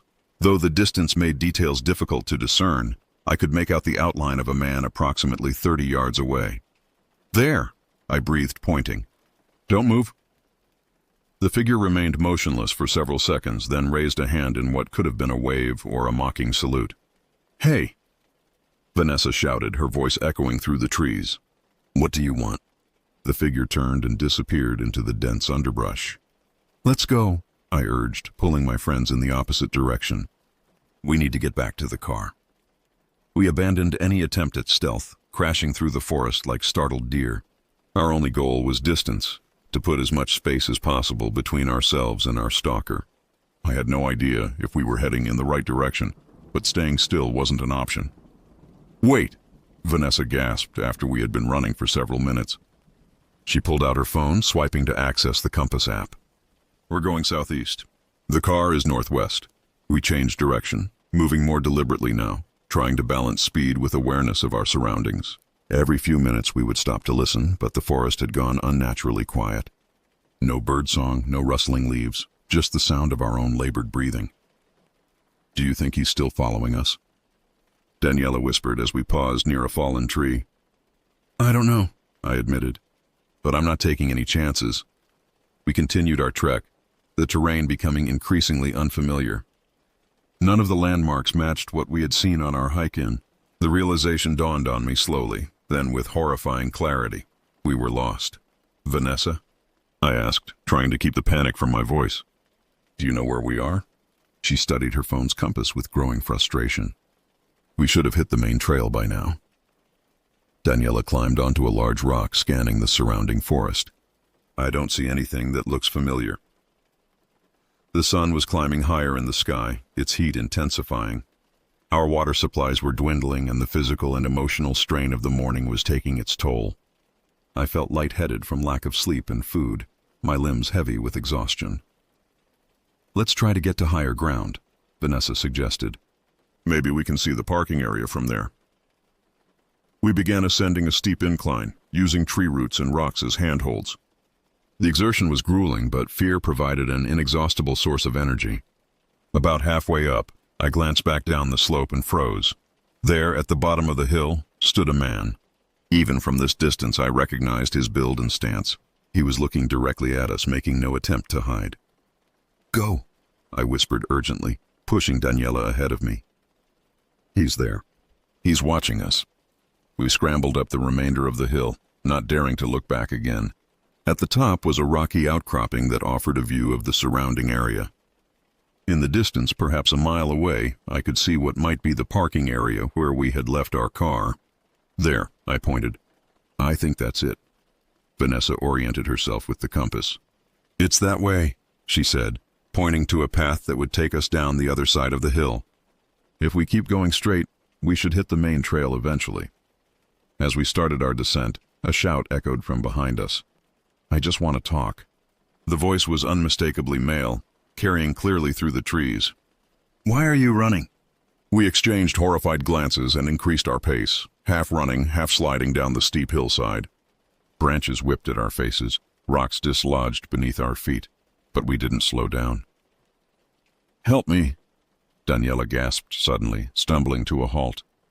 A branch had caught her backpack strap, yanking her backward. I turned to help her, but the sound of footsteps on the hill above us spurred me to desperate action. I pulled out my pocket knife and sliced through the strap, freeing her but leaving her pack behind. "Leave it," I ordered when she hesitated. "We can't stop." We continued our frantic descent, eventually reaching level ground and what appeared to be a game trail. Without discussion, we followed it, hoping it would lead us back to civilization. The trail widened gradually, showing signs of human use, boot prints in the mud, a discarded energy bar wrapper. Hope surged through me. We were getting closer to safety. Then, without warning, we emerged onto the main trail. The sight of the clearly marked path nearly brought me to tears of relief. We weren't lost after all. "Which way?" Daniela asked breathlessly. Vanessa pointed to the right. "That way. I recognize that fallen tree from yesterday." We set off at a jog, our exhausted muscles protesting but adrenaline driving us forward. The trail seemed impossibly long, each bend offering the promise of the parking area only to reveal more forest. Finally, after what felt like an eternity, the trees thinned and we caught sight of the small clearing where we had parked. Our car sat exactly where we had left it, undisturbed. "Keys," I gasped. "Get the keys out." Vanessa fumbled in her pocket, producing the car keys with shaking hands. We were 10 yards from the vehicle when a truck pulled into the clearing, blocking our path. The same truck from the gas station. Time seemed to slow as the truck's door opened and the man stepped out. In the harsh daylight, his appearance was even more ordinary than I remembered. Medium build, short brown hair, unremarkable features. He could have been anyone, except for his eyes. They were cold, calculating, assessing us like a predator might regard wounded prey. "There you are," he said, his voice eerily calm. "I've been looking for you girls." We froze, caught between the dense forest behind us and the man blocking our path to the car. "What do you want?" Vanessa demanded, her voice stronger than I expected. He smiled, the same smile from the gas station, friendly on the surface but hiding something darker beneath. "Just to talk." "Is that so scary?" "You followed us for miles through the woods just to talk?" I asked incredulously. He shrugged. "You left in such a hurry this morning." I didn't even get to introduce myself properly. "How did you find us?" Daniela asked, her voice barely above a whisper. His smile widened. "I know these woods better than anyone.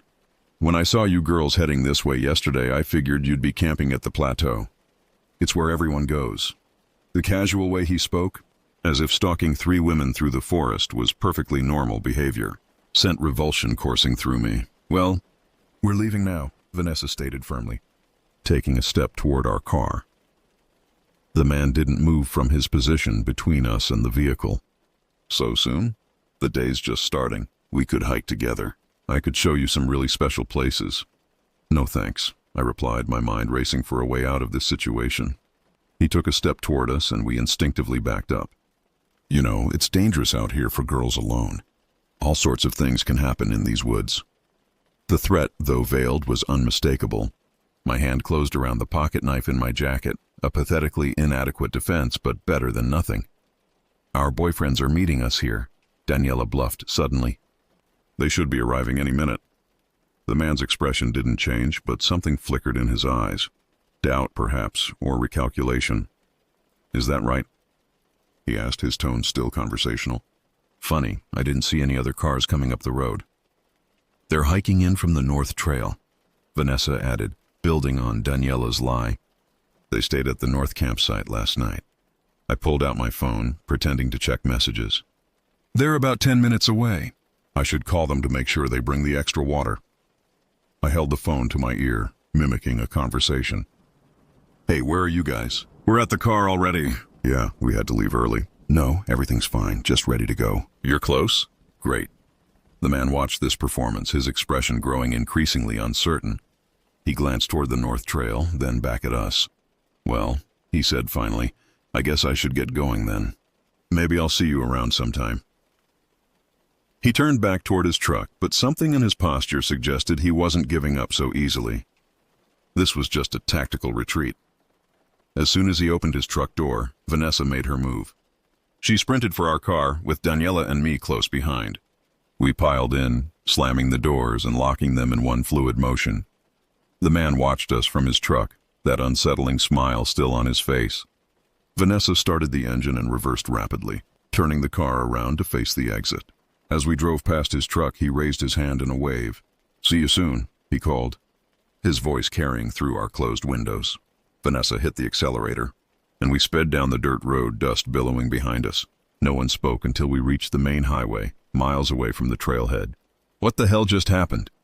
Daniela asked, her voice breaking. "I don't know," I admitted, the full weight of the experience finally hitting me. My hands were shaking uncontrollably, but I think we need to call the police. We stopped at the first gas station we found, and I used their phone to contact the local sheriff's department. I explained what had happened, the stalking, the shirt left in our camp, the confrontation in the parking area.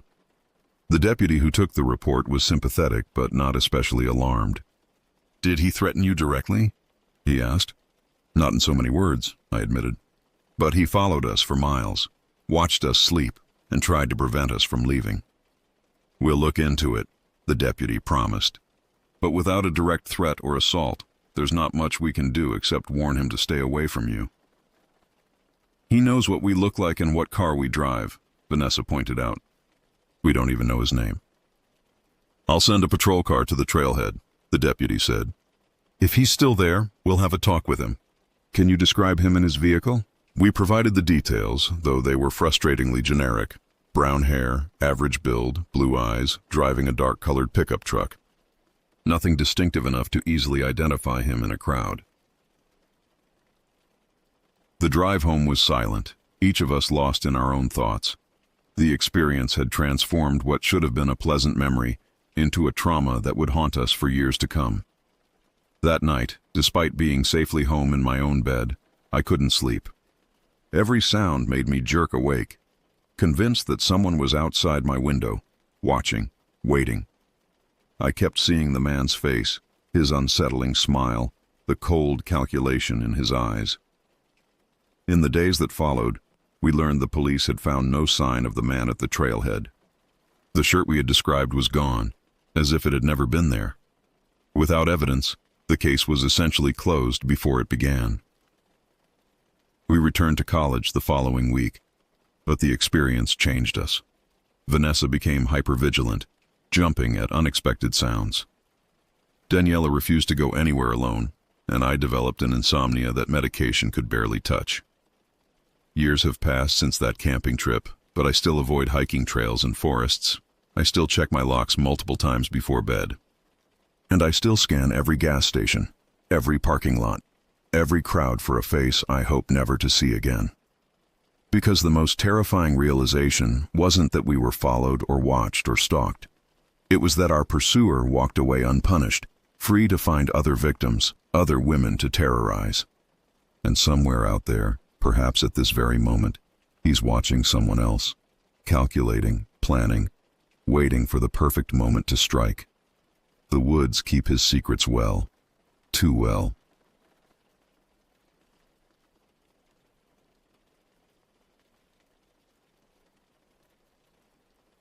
The decision to visit the Hocking Hills area of southern Ohio came during a particularly stressful period in my life. By September 2023, work pressures had accumulated to the point where even weekends offered little respite. My husband James suggested a week-long getaway, something to disconnect us from our digital lives and reconnect as a family. Our children, 9-year-old Will, who is nonverbal and autistic, and 5-year-old Lily, deserved more attention than our divided focus had allowed lately. We found a secluded cabin through an online rental service, nestled between rolling hills and dense forests. The property boasted hiking trails, a small stream, and, crucially, no reliable internet connection. The isolation appealed to me in theory, though I couldn't have predicted how that very isolation would later become our greatest fear. 3 days into our stay, after exploring nearby trails and allowing ourselves to relax into the rhythm of rural life, I remembered something I'd read about years ago, the abandoned ghost town of Moonville and its infamous rail tunnel. Once a thriving mining community in the 1800s, Moonville had been reduced to almost nothing, just a tunnel cutting through the hillside and a few scattered foundations reclaimed by forest. "I've always wanted to see the Moonville Tunnel," I told James over breakfast. "It's supposed to be this perfect piece of preserved history, and apparently it's not far from here." James looked up from helping Will with his eggs. Is it accessible? Safe for the kids? From what I remember reading, there's a parking area and a trail. People visit it all the time. I scrolled through my phone's spotty connection, trying to pull up information. Look, there's even a footbridge. It's practically a tourist spot. Lily, overhearing our conversation, bounced in her seat. I want to see the ghost tunnel. It's not actually haunted, sweetie, I said, though the local legends claimed otherwise. It's just old and interesting. James looked uncertain. How far is it? Maybe 30 minutes. I can download directions before we lose signal completely. He nodded slowly. All right, but we should head back well before dark. These country roads aren't exactly well lit. I agreed, downloading a Google Maps route to the location. The reviews I quickly scanned described it as atmospheric and, photographer's dream. None mentioned any danger beyond the typical cautions about uneven terrain. How thoroughly I would come to regret this seemingly innocent decision. We departed around noon the following day. Will seemed content in the back seat with his weighted blanket and favorite pressure toy, while Lily pressed her face against the window, narrating imaginary adventures to her stuffed rabbit. James drove initially, but after we left the main highway and began navigating increasingly narrow roads, I took over. Our Mercedes, a pre-owned vehicle I'd purchased 3 years ago after a substantial promotion, felt increasingly out of place as the landscape changed. The homes we passed grew more sparse and dilapidated. Rusted appliances decorated front yards. Weathered political signs from multiple election cycles back stood like faded sentries. This is... James trailed off, glancing at a property where 3 partially dismantled trucks sat atop cinder blocks. Rural poverty, I finished quietly, mindful of Lily's attentive ears. These communities were built around industries that disappeared decades ago. The GPS directed us onto a particularly narrow road where tree branches scraped against our car's roof. I slowed to avoid the worst of the potholes, wincing at each unavoidable impact. We haven't seen another vehicle in 20 minutes, James observed, tension evident in his voice. I knew what concerned him without him saying it aloud. As a black family in an impoverished, rural, overwhelmingly white area, we stood out. The luxury car, modest by urban standards, only emphasized our otherness. The tunnel's popular with tourists, I reassured him, though doubt had begun to creep into my own thoughts. We're just visitors passing through like anyone else. The road narrowed further and began to descend between steepening hillsides. Trees closed in overhead, creating a tunnel of foliage that dimmed the afternoon sun. A wooden sign appeared, weather-beaten and partially obscured by vines. Entering Bubba Wood, James read aloud, his expression conveying what he wouldn't say in front of the children. Lily giggled. That's a funny name. Will rocked slightly in his car seat, sensing the mounting tension in the vehicle. The road turned to gravel, then to rough stone that rattled the car's undercarriage alarmingly. Cell service disappeared entirely. The signal bars on our phones replaced by the dreaded no service indicator. Maybe we should turn back, James suggested quietly. We must be nearly there, I said, more stubborn than confident. It would be a shame to come all this way and not see it. A sharp curve revealed a small clearing ahead with space for perhaps 4 vehicles to park. No other cars were present. Beyond the makeshift lot, I could see a metal footbridge spanning a shallow creek. We made it, I announced with forced enthusiasm. Moonville Tunnel awaits. The parking area consisted of packed dirt surrounded by dense undergrowth. No facilities, no information kiosk, not even a trash can. Just wilderness and the distant sound of running water from the creek below. I parked facing outward, an unconscious preparation for a quick departure if needed. Everyone stay close, James instructed as we exited the car. He lifted Will into his arms while I took Lily's hand. The October air felt unexpectedly cold in the shadow of the hills. Fallen leaves crunched beneath our feet as we approached the footbridge, a utilitarian metal structure that appeared newer than its surroundings, likely installed for tourism accessibility. This bridge looks sturdy enough, I commented, testing the first few steps. How old is the tunnel, Mom? Lily asked, clutching my hand tighter as the bridge swayed slightly beneath us. About 150 years old, I answered. It was built when trains still ran through these hills. The creek below was shallow but swift, carving through shale that glinted darkly in the filtered sunlight. On the opposite bank, a dirt path led into thicker woods. "I don't like this," James muttered, adjusting Will in his arms. Our son had grown tense, his body rigid against his father's chest. "It's just a short walk to the tunnel," I persisted, pointing to where the path disappeared among the trees. 5 minutes tops." The trail beyond the bridge showed signs of regular use but remained untamed. Roots crossed our path and branches reached out like grasping fingers. The surrounding forest absorbed sound in an unsettling way. Our footsteps seemed muffled, our voices quieter than they should have been. As we rounded a bend in the path, the tunnel finally came into view. I stopped involuntarily, taken aback by its scale. The structure was far larger than photographs had suggested, a yawning arch of precisely laid brick cutting directly into the hillside. Dark water seeped from the stonework, creating patterns of discoloration that resembled weeping faces. "It's bigger than I expected," I whispered, almost to myself. Lily tugged at my hand. "Is it haunted for real?" Before I could answer, a sound emanated from within the tunnel's darkness, the distinctive mechanical growl of an engine. "Someone's coming through," James said, pulling us to the side of the path. From the tunnel's opposite end, headlights appeared, revealing a vehicle moving at an uncomfortably high speed considering the terrain. The engine noise amplified within the tunnel's acoustics, creating an aggressive roar that caused Will to press his hands against his ears. A pickup truck, rusted, mud-splattered, and at least 30 years old, emerged from the darkness and skidded to a halt 20 feet from where we stood. The door creaked open and a man stepped out. The man who emerged from the truck stood well over 6 feet tall with a frame that suggested decades of physical labor. His age was difficult to determine precisely, somewhere in his 60s, though weather and hardship had carved deep lines into his face.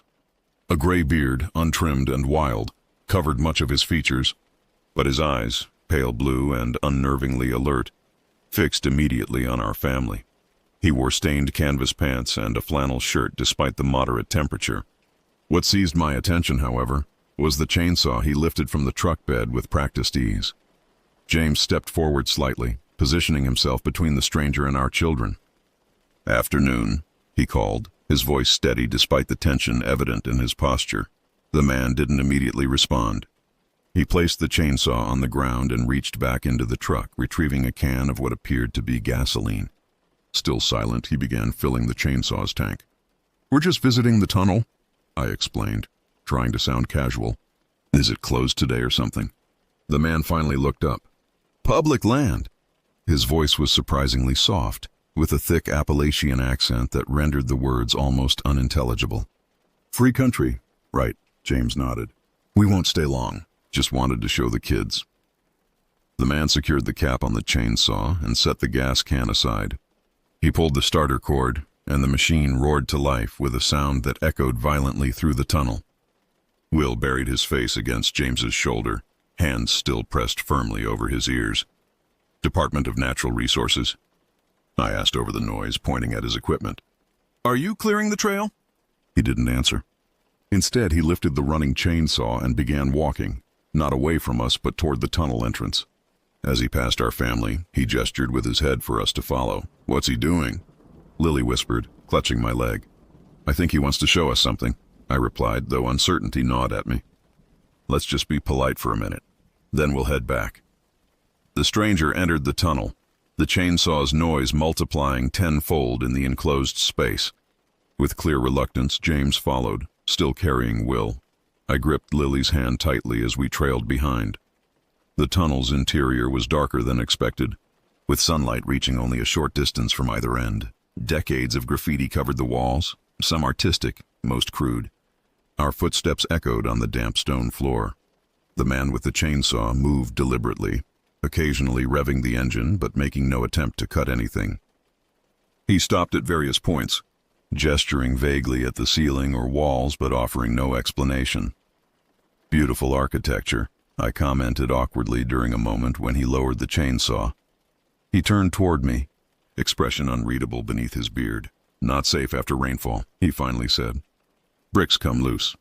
"Thanks for the warning," James replied. "We appreciate it."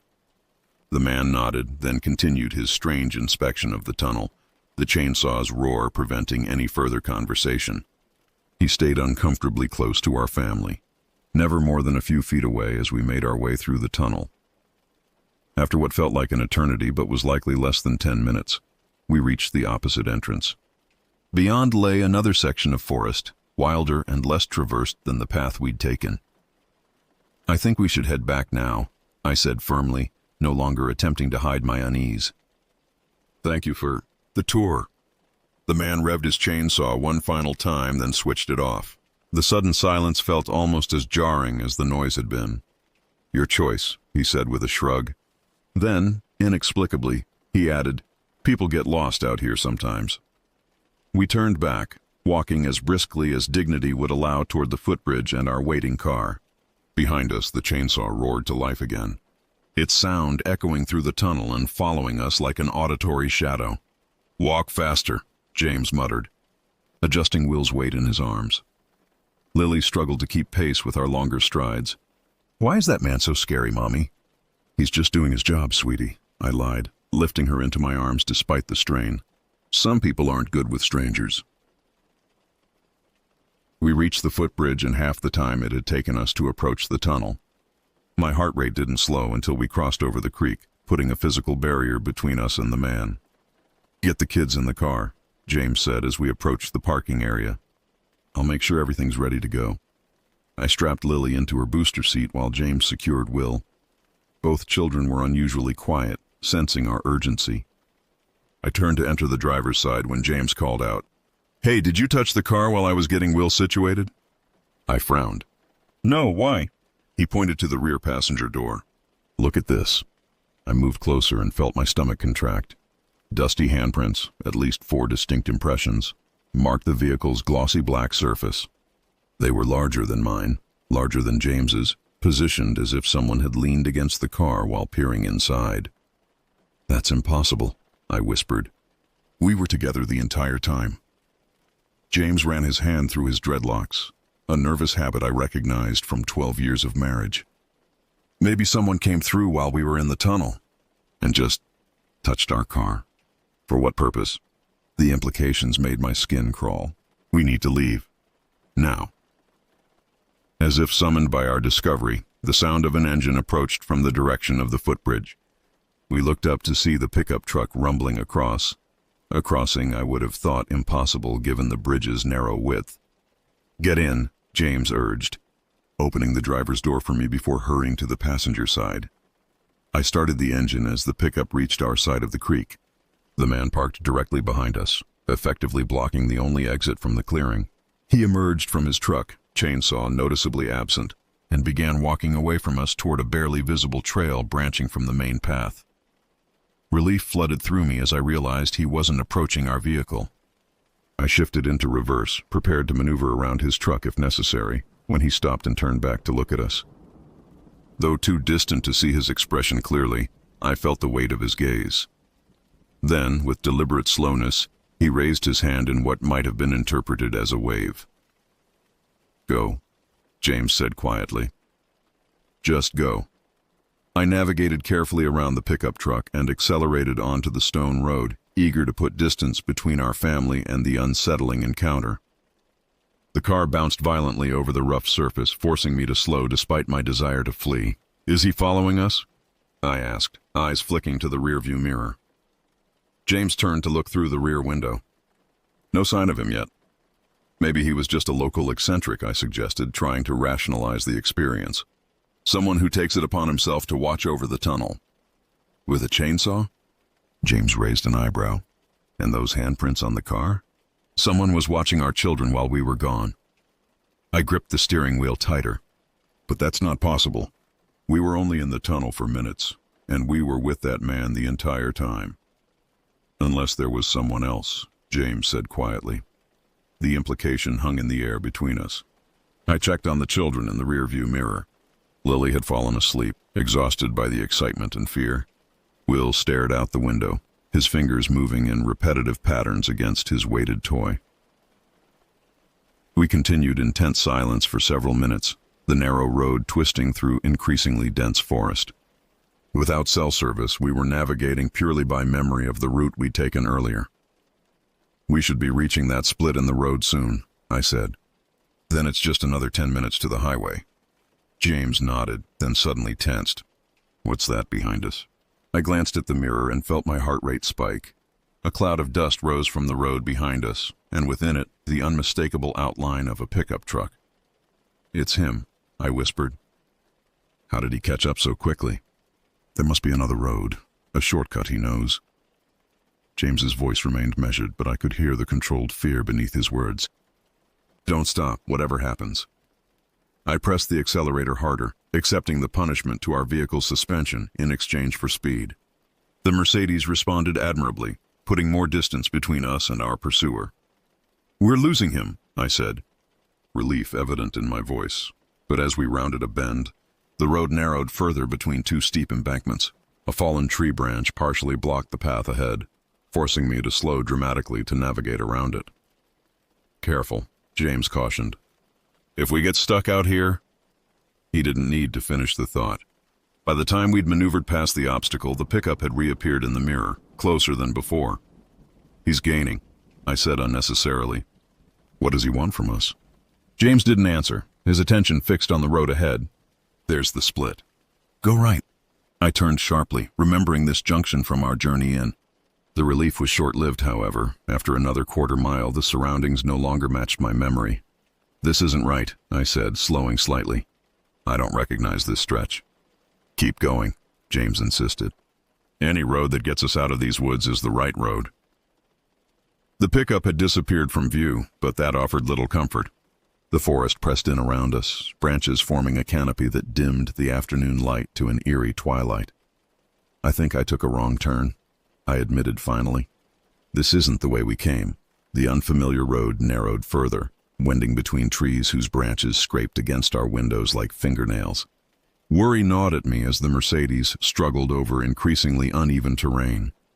"We need to turn around," I decided, scanning for a spot wide enough to maneuver. James nodded grimly. "Do it quickly." I found a small clearing and executed a three-point turn, wincing as underbrush scraped the car's undercarriage. Once reoriented, we retraced our path to the junction. "Left this time," James directed. "That has to be the correct route." As we approached the split in the road, Will suddenly became agitated in the back seat, rocking forward against his restraints and making distressed vocalizations. "It's okay, buddy," James soothed, reaching back to touch our son's knee. "We're heading home now." But Will's distress only intensified as we turned left onto what I hoped was the correct road. Something about this direction triggered his anxiety, and Will's instincts, though filtered through his unique perception, often proved remarkably accurate. "What is it?" I asked, slowing the car slightly. "What's wrong?" James scanned the road ahead, then pointed. "There, look."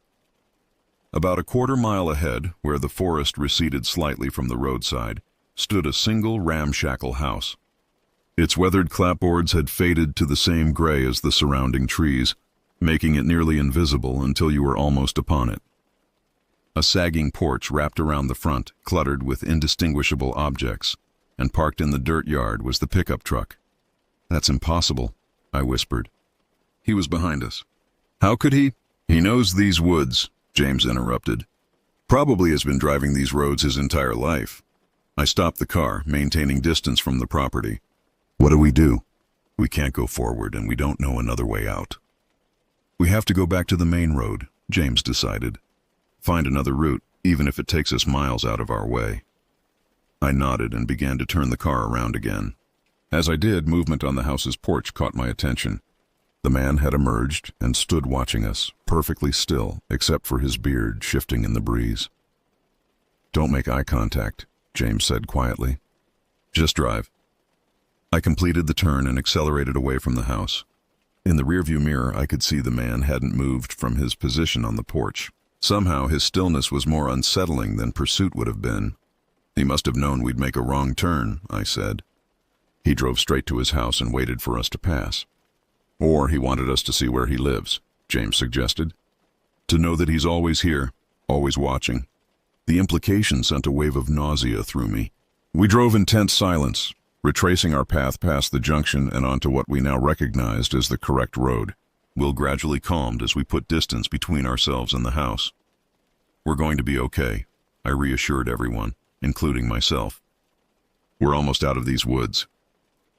The stone road finally gave way to gravel, then to poorly maintained asphalt. Signs of civilization, fences, power lines, occasional mailboxes began to reappear. When my phone chimed with a notification indicating restored cell service, I nearly wept with relief. Call the police? James suggested. I considered this briefly before shaking my head. And tell them what? That a local man with a chainsaw showed us a tourist attraction? That someone touched our car? That he drove home afterward? They'd think we were paranoid city people overreacting to country ways. James didn't argue, though I could tell he disagreed. We continued in silence until we reached the highway, mainstream America reasserting itself with gas stations and fast food restaurants.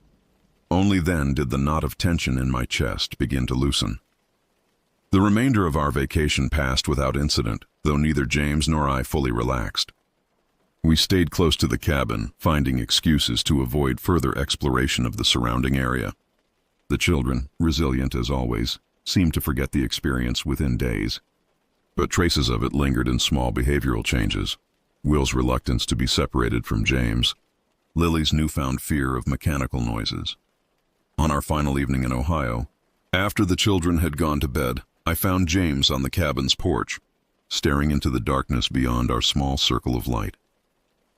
"What are you thinking about?" I asked, joining him on the weathered bench. "Those handprints," he answered without hesitation. "I can't reconcile it. We were never away from the car long enough for someone to approach it without being seen from the tunnel entrance. Unless there were multiple people," I suggested. "The man with the chainsaw as a distraction, someone else checking out the car." James considered this. "For what purpose, though?" "Nothing was stolen. Nothing was damaged. Intimidation? Curiosity about outsiders? Maybe they don't get many visitors that look like us." I leaned against him, drawing comfort from his solid presence. "Or maybe..." James hesitated. "Maybe we've overthought this entire situation. Maybe there's an innocent explanation we're missing because we were primed to be afraid." I wanted to believe this possibility, but the memory of the man's pale eyes following our movements contradicted any benign interpretation. The deliberate way he had brandished the chainsaw. The handprints positioned to peer into where our children sat. "There's something else," I admitted. "Something I haven't told you." James turned to look at me, concern evident in his expression. "When we were driving away from his house," I continued, "I looked in the mirror and saw him still standing on that porch." He raised his hand like he had in the clearing. But this time, I swallowed hard. This time he was holding something that caught the light. Something that looked like car keys. Understanding dawned in James's eyes. "You think he somehow made a copy of our key?" "That's not possible with modern vehicles. There are chips, security systems." "I know it doesn't make logical sense," I interrupted. "But nothing about that encounter did. And when we get home, I'm having the locks changed on the car, the house, everything." James didn't argue. Instead, he put his arm around me, and we sat watching the darkness until the cold drove us inside. We left early the next morning, taking a route that deliberately avoided the vicinity of Moonville Tunnel. As we crossed the Ohio state line, I felt a weight lift, a sensation of escaping something that had been quietly hunting us. 2 weeks after returning home, a small package arrived in our mailbox. No return address, no identifying information. Inside was a single car key, not a copy of our Mercedes key, but an older model that wouldn't work in any modern vehicle. Attached was a handwritten note on yellowed paper. "Visitors always welcome back in Bubba Wood." I destroyed both items immediately, telling no one, not even James. But sometimes, on quiet nights, I find myself checking that our doors are locked, listening for the distant sound of a chainsaw's engine echoing through the darkness beyond our home. Some tunnels, I've learned, don't end where you think they do. Some lead to places you carry with you long after you've left them behind.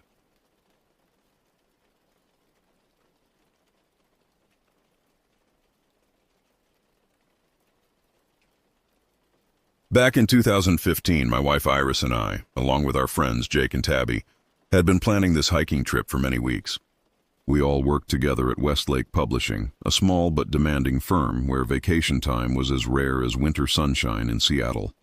I was a senior editor handling our nonfiction titles, Iris managed our digital marketing, Jake worked in accounting, and Tabby led our design team.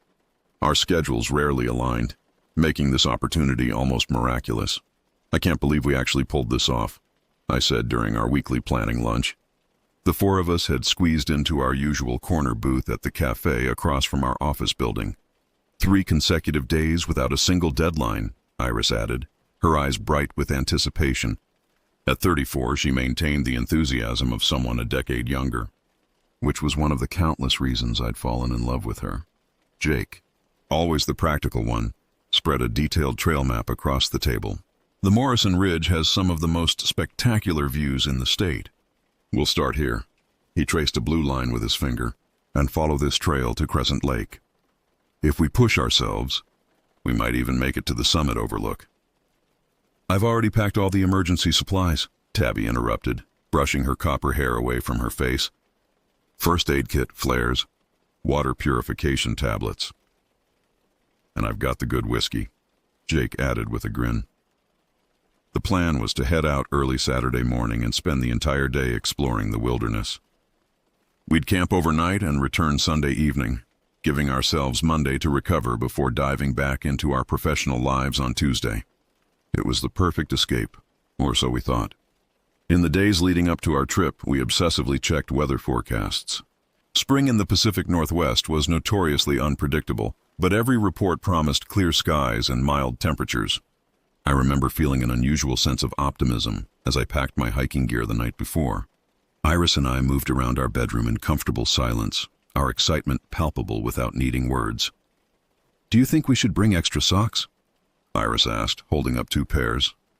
"Always," I replied, thinking about the many stories I'd edited about hikers who suffered because they'd neglected such simple precautions. That night, I slept restlessly, my mind racing with anticipation rather than fear. If only I'd known what awaited us on Morrison Ridge, I might never have closed my eyes again. We'd mapped out a trail that promised stunning views, and we were all eager to disconnect from the world. Jake had even suggested we leave our phones behind, but Tabby, ever the voice of reason, insisted we bring them for emergencies, a decision that would later prove crucial. The drive to the trailhead was peaceful. The sun was just starting to rise, casting the entire landscape in a magnificent orange glow. We were laughing, swapping stories, and enjoying the early start. I distinctly remember Iris singing along to the radio, her voice merging with the melody in a way that made my heart swell. Jake and Tabby were in the back seat, debating the merits of various hiking boots. Everything felt perfect, suspended in that golden moment between anticipation and experience. Weather report said clear skies all day, Jake mentioned as we turned onto the gravel road leading to the trailhead. We couldn't have picked a better weekend. The parking area was empty when we arrived, another good sign. We'd have the trail to ourselves, away from the weekend warriors and tourist groups that often crowded popular hiking spots. I pulled into a space near the trailhead sign and killed the engine. "First one's here," I announced, feeling a strange pride in our early arrival. But as soon as we stepped out of the SUV, our excitement took a devastating hit. The sky darkened almost instantly, as if someone had drawn a heavy curtain across the sun. Within minutes, it started to downpour with such intensity that visibility dropped to mere feet in front of us. "What the hell?" Jake shouted over the sudden roar of rain. "This wasn't in the forecast." The rain hammered against our bodies with unusual force. It wasn't just rain. It was as though the sky had split open and unleashed its full fury upon us. We scrambled back into the vehicle, slamming doors and gasping from the shocking transition. "It was clear literally 30 seconds ago," Tabby said, wiping water from her face. "This is insane." We hoped it was just a passing shower and decided to wait it out in the car. We'd already made the 2-hour drive. Turning around wasn't an option we wanted to consider.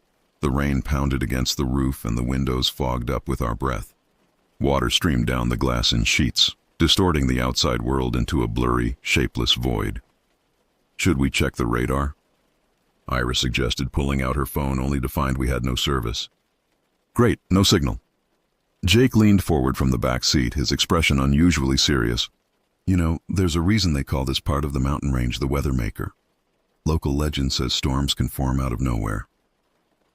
Thanks for mentioning that now, I replied, trying to keep my tone light despite a growing unease. After about 20 minutes, the rain mysteriously let up, leaving behind a misty, overcast landscape that bore little resemblance to the sunny morning we'd driven through. The trees dripped steadily, and the trail had transformed into a muddy stream. We debated whether we should continue the hike.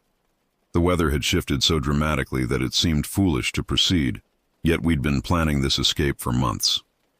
The trail was still calling us, and we didn't want to waste our precious time off. We're already here, Jake said, adjusting his backpack. A little rain never hurt anyone. That wasn't a little rain, Tabby countered, and the trail conditions will be terrible. Iris caught my eye, and I could read her thoughts perfectly. We needed this break, this adventure, regardless of the conditions. We spent our days indoors, editing manuscripts and attending meetings. This was our chance to experience something real, even if that reality was wet and muddy. We came prepared for bad weather, I said finally. Let's give it a try. We can always turn back if it gets worse. With unanimous, if tentative, agreement, we grabbed our gear and headed out. The air felt unusually heavy, saturated with moisture that clung to our skin. The forest around us had transformed. What should have been a vibrant green woodland was now a shadowy labyrinth of dripping trees and swirling mist. We'd barely made it a quarter mile up the trail when the rain started again, this time even harder than before. It was like someone had turned on a faucet directly above us, and we were drenched within seconds. This is ridiculous, Iris shouted over the deafening downpour. We turned back, running toward the parking lot, laughing and cursing simultaneously, trying to shield ourselves from the relentless water. The trail had become treacherous, with slick mud threatening to take our feet out from under us at every step. By the time the car came into view through the curtain of rain, we were soaked to our skin, our clothes heavy and clinging uncomfortably. But as we reached the car, we saw something that made us all stop in our tracks. Standing next to our SUV was a young woman. She was soaked to the bone, her clothes clinging to her thin frame like rags. She looked as though she had been through hell. Her hair was matted against her skull, and her face was covered with what appeared to be dirt or mud. At first I thought perhaps I was seeing things because of the rain, but no. She was definitely real and standing directly next to my car. Even more unsettling was that she appeared to be looking into the windows. Without thinking, I shouted, "Hey, get away from my car!" It was more out of fear than anger, an instinctive response to a situation that felt inherently wrong. I felt a rush of adrenaline surge through my body, every instinct warning me that something wasn't right. She didn't move. She stood there staring at us with hollow eyes that seemed to look through rather than at us. Her gaze reminded me of photographs I'd seen of shell-shocked soldiers, present in body but absent in mind. Before I could shout again, Iris grabbed my arm. "Wait," she whispered urgently. "She looks hurt." Jake and Tabby remained silent behind us, uncertain how to respond. I didn't want to let this stranger into our car, but I couldn't ignore the possibility that she might be in serious trouble. What if she'd been attacked? What if she was running from someone? The moral implications of leaving her in this deluge were impossible to dismiss. Against my better judgment, we approached her cautiously. Up close, I could see that her lips had a bluish tint, suggesting hypothermia might be setting in. Her clothes were inappropriate for hiking, thin cotton rather than moisture-wicking materials, and she wore canvas shoes instead of boots. "Are you okay?" Iris asked gently. "Do you need help?" The woman's eyes finally focused, but her expression remained unsettlingly blank. When she spoke, her voice was raspy, as though unused for days. "Car broke down. Miles back. Been walking." "Where were you headed?" Jake asked, stepping forward. She didn't answer directly. "Just need to get somewhere warm." An internal debate raged within me. Every crime documentary I'd ever watched screamed caution, yet my humanitarian instincts couldn't ignore someone in distress. I made a decision I would later regret with every fiber of my being. "We can give you a ride to the nearest town," I offered. We all piled into the SUV with the woman sitting behind the front passenger seat. Iris positioned herself in the middle seat of the back, trying to comfort this stranger. The car felt immediately cramped, windows fogging up again from the sudden influx of bodies. The tension was suffocating. What had begun as a fun hiking trip had transformed into something entirely different and increasingly disturbing. The woman didn't speak. She just sat there, shivering and staring straight ahead with unfocused eyes. Iris, always the empathetic one, worried aloud that she might be in shock. The stranger had makeup running down her cheeks, creating dark rivulets that made it impossible to determine whether they resulted from rain or tears. "What's your name?" Tabby asked, turning in her seat to face our unexpected passenger. No response. "Where exactly did your car break down?" Jake tried. Again, silence. I kept glancing at her in the rearview mirror, attempting to read her expressions, but there was nothing there, just a vacant stare. Her eyes were open, but nothing seemed to register. It was as if her body was present while her mind remained elsewhere. The rain continued its assault on the vehicle, creating a constant drumming that filled the uncomfortable silence. I turned on the heater, hoping to combat the chill that had settled over all of us, but especially our mysterious passenger. Jake leaned forward from his seat. "We should get her to the nearest gas station and call for help," he suggested in a low voice. We all agreed. There was no cell service in this remote area, so that was our best option. I started the car and began navigating the muddy road. The windshield wipers worked frantically to maintain visibility, but the deluge was overwhelming. The road had transformed into a river of mud, making steering precarious. Every few seconds, I felt the wheels lose traction, causing my knuckles to whiten as I gripped the steering wheel tighter. Something still wasn't sitting right with me. It wasn't just the tension of the situation, it was everything about this woman. The way she had appeared out of nowhere, her complete silence, the way she didn't seem affected by the cold or rain in the way a normal person would be. It was clear she had issues, but it was impossible to determine whether she was dangerous or genuinely traumatized. I could sense my wife and friends trying to maintain calm, but the discomfort was evident, especially in Tabby. She kept her body pressed against the passenger door, maximizing the distance between herself and the stranger.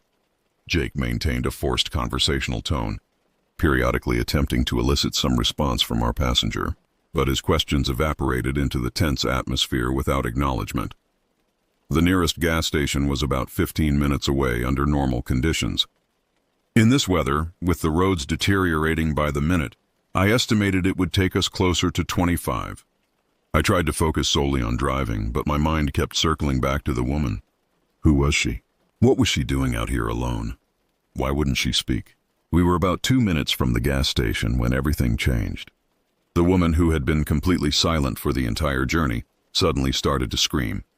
It wasn't an ordinary scream, it was a loud, high-pitched, guttural sound that startled me so violently that I momentarily lost control of the vehicle. She began thrashing around in the back seat, striking the windows and seats with unexpected strength. Iris tried to calm her, but the woman's movements became increasingly erratic and violent. I struggled to keep the SUV on the road, but the combination of the slick conditions and the chaos behind me made it nearly impossible. "What's happening?" Tabby shrieked, pressing herself against the door. "Hold her down!" Jake shouted to Iris, unbuckling his seatbelt to help. But it was too late. The car veered off the road and into a ditch with a sickening lurch. The impact wasn't severe. We'd been traveling at reduced speed due to the conditions, but it was enough to throw us all forward against our seatbelts. The engine stalled, and for a moment, everything was silent except for the relentless pounding of rain against the metal roof. We were all breathing heavily, trying to process what had just happened. I had a minor scrape on my forehead from hitting the steering wheel, but a quick assessment suggested everyone else was physically unharmed. Then the woman began to laugh. It started as a low chuckle before escalating into full-blown hysterics. It was a cold, empty laugh that sent involuntary shivers through my body. She wasn't hurt or scared, she was amused. "What the hell is wrong with you?" Jake shouted at her, his face contorted with anger and fear. The woman's insane laughter came to an abrupt end. With movements too quick to counter, she pulled out a small blade from inside her shirt, a box cutter with the metal edge extended. She drove her left elbow into Iris's neck, pinning my wife against the seat, while simultaneously holding the blade to Tabby's throat. "Give me all your money now," she demanded. her voice entirely devoid of emotion. The most unsettling aspect of this nightmare was the complete absence of fear in her voice. There was only a sick satisfaction, as though she'd executed this scenario countless times before. Her eyes, previously vacant, now gleamed with a predatory intensity that made my stomach turn. We didn't argue. We emptied our wallets, handing over cash, credit cards, and anything else of value. Iris was crying silently, tears streaming down her face. Jake was cursing under his breath, and I was desperately trying to maintain composure, knowing that any sudden movement could result in disaster.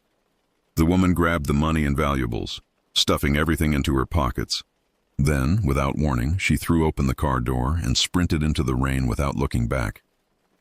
We sat in stunned silence, the back door hanging open, rain pouring in. After several seconds of shocked immobility, I finally managed to restart the car. Iris closed the door, her hands visibly trembling, and I carefully backed out of the ditch. Nobody spoke as we drove the remaining distance to the gas station. What could we possibly say? We'd been manipulated, threatened, and robbed by someone we'd tried to help. The gas station attendant looked alarmed when we stumbled in, soaked and visibly shaken. He immediately called the police while offering us towels and hot coffee. The small convenience store, with its fluorescent lighting and mundane products, seemed surreally normal after what we'd just experienced.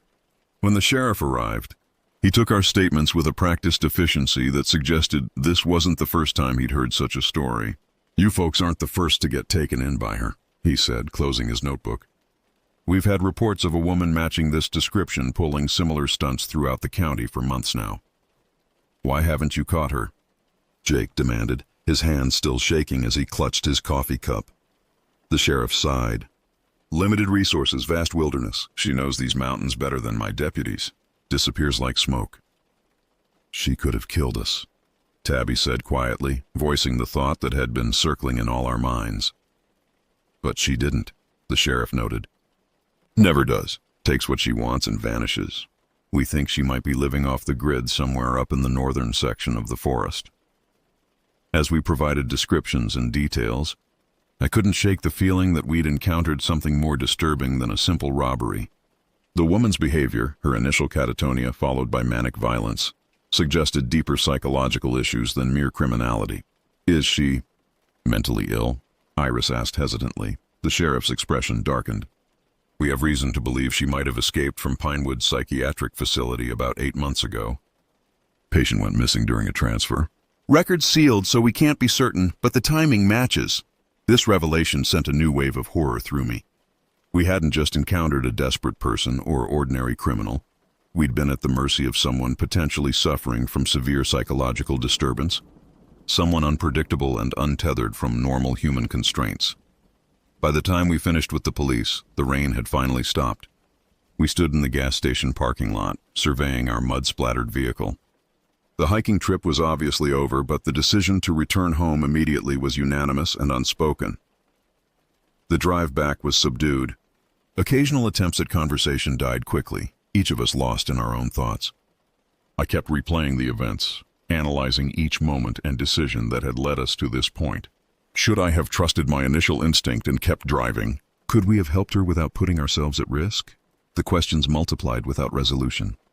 To this day, I have no idea who that woman truly was or where she came from. In the weeks following our encounter, I obsessively researched crimes in the area, scouring local newspapers and online reports for any information. I found scattered accounts of similar incidents, hikers and campers, reporting a strange woman who appeared, distressed before robbing them, but nothing that provided closure. The sheriff called once to inform us they'd found our credit cards, discarded along a remote forest road. But there was no further progress in the investigation.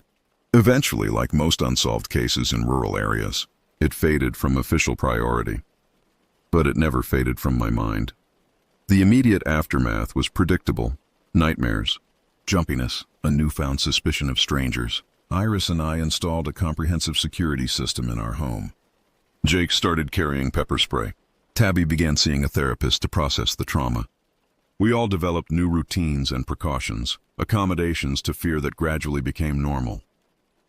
What lingered most persistently wasn't the robbery itself, but the psychological violation.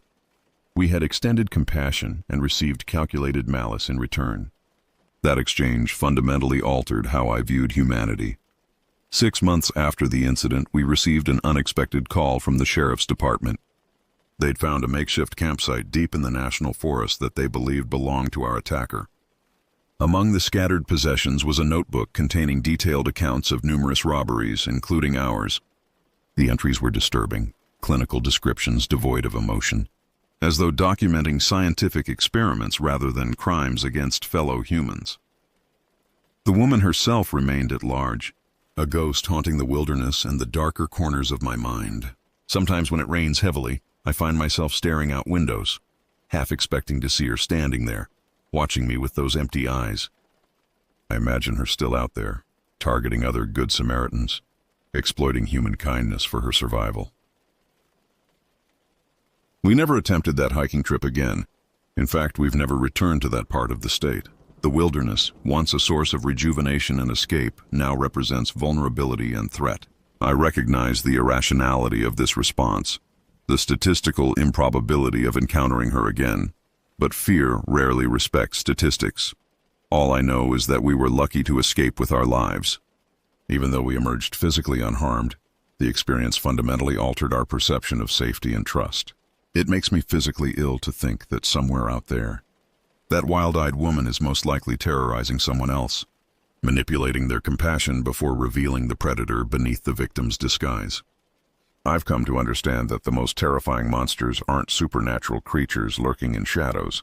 They're the humans who walk among us, wearing masks of normalcy or vulnerability until the moment they choose to reveal their true nature. And that revelation, that sudden transformation from victim to victimizer, contains a horror more profound than any ghost story. Because while you can dismiss ghosts as fiction, there's no denying the very real predators who prey on human kindness. They exist. I met one, and I survive with the knowledge that kindness, that most human of virtues, can sometimes lead us directly into danger.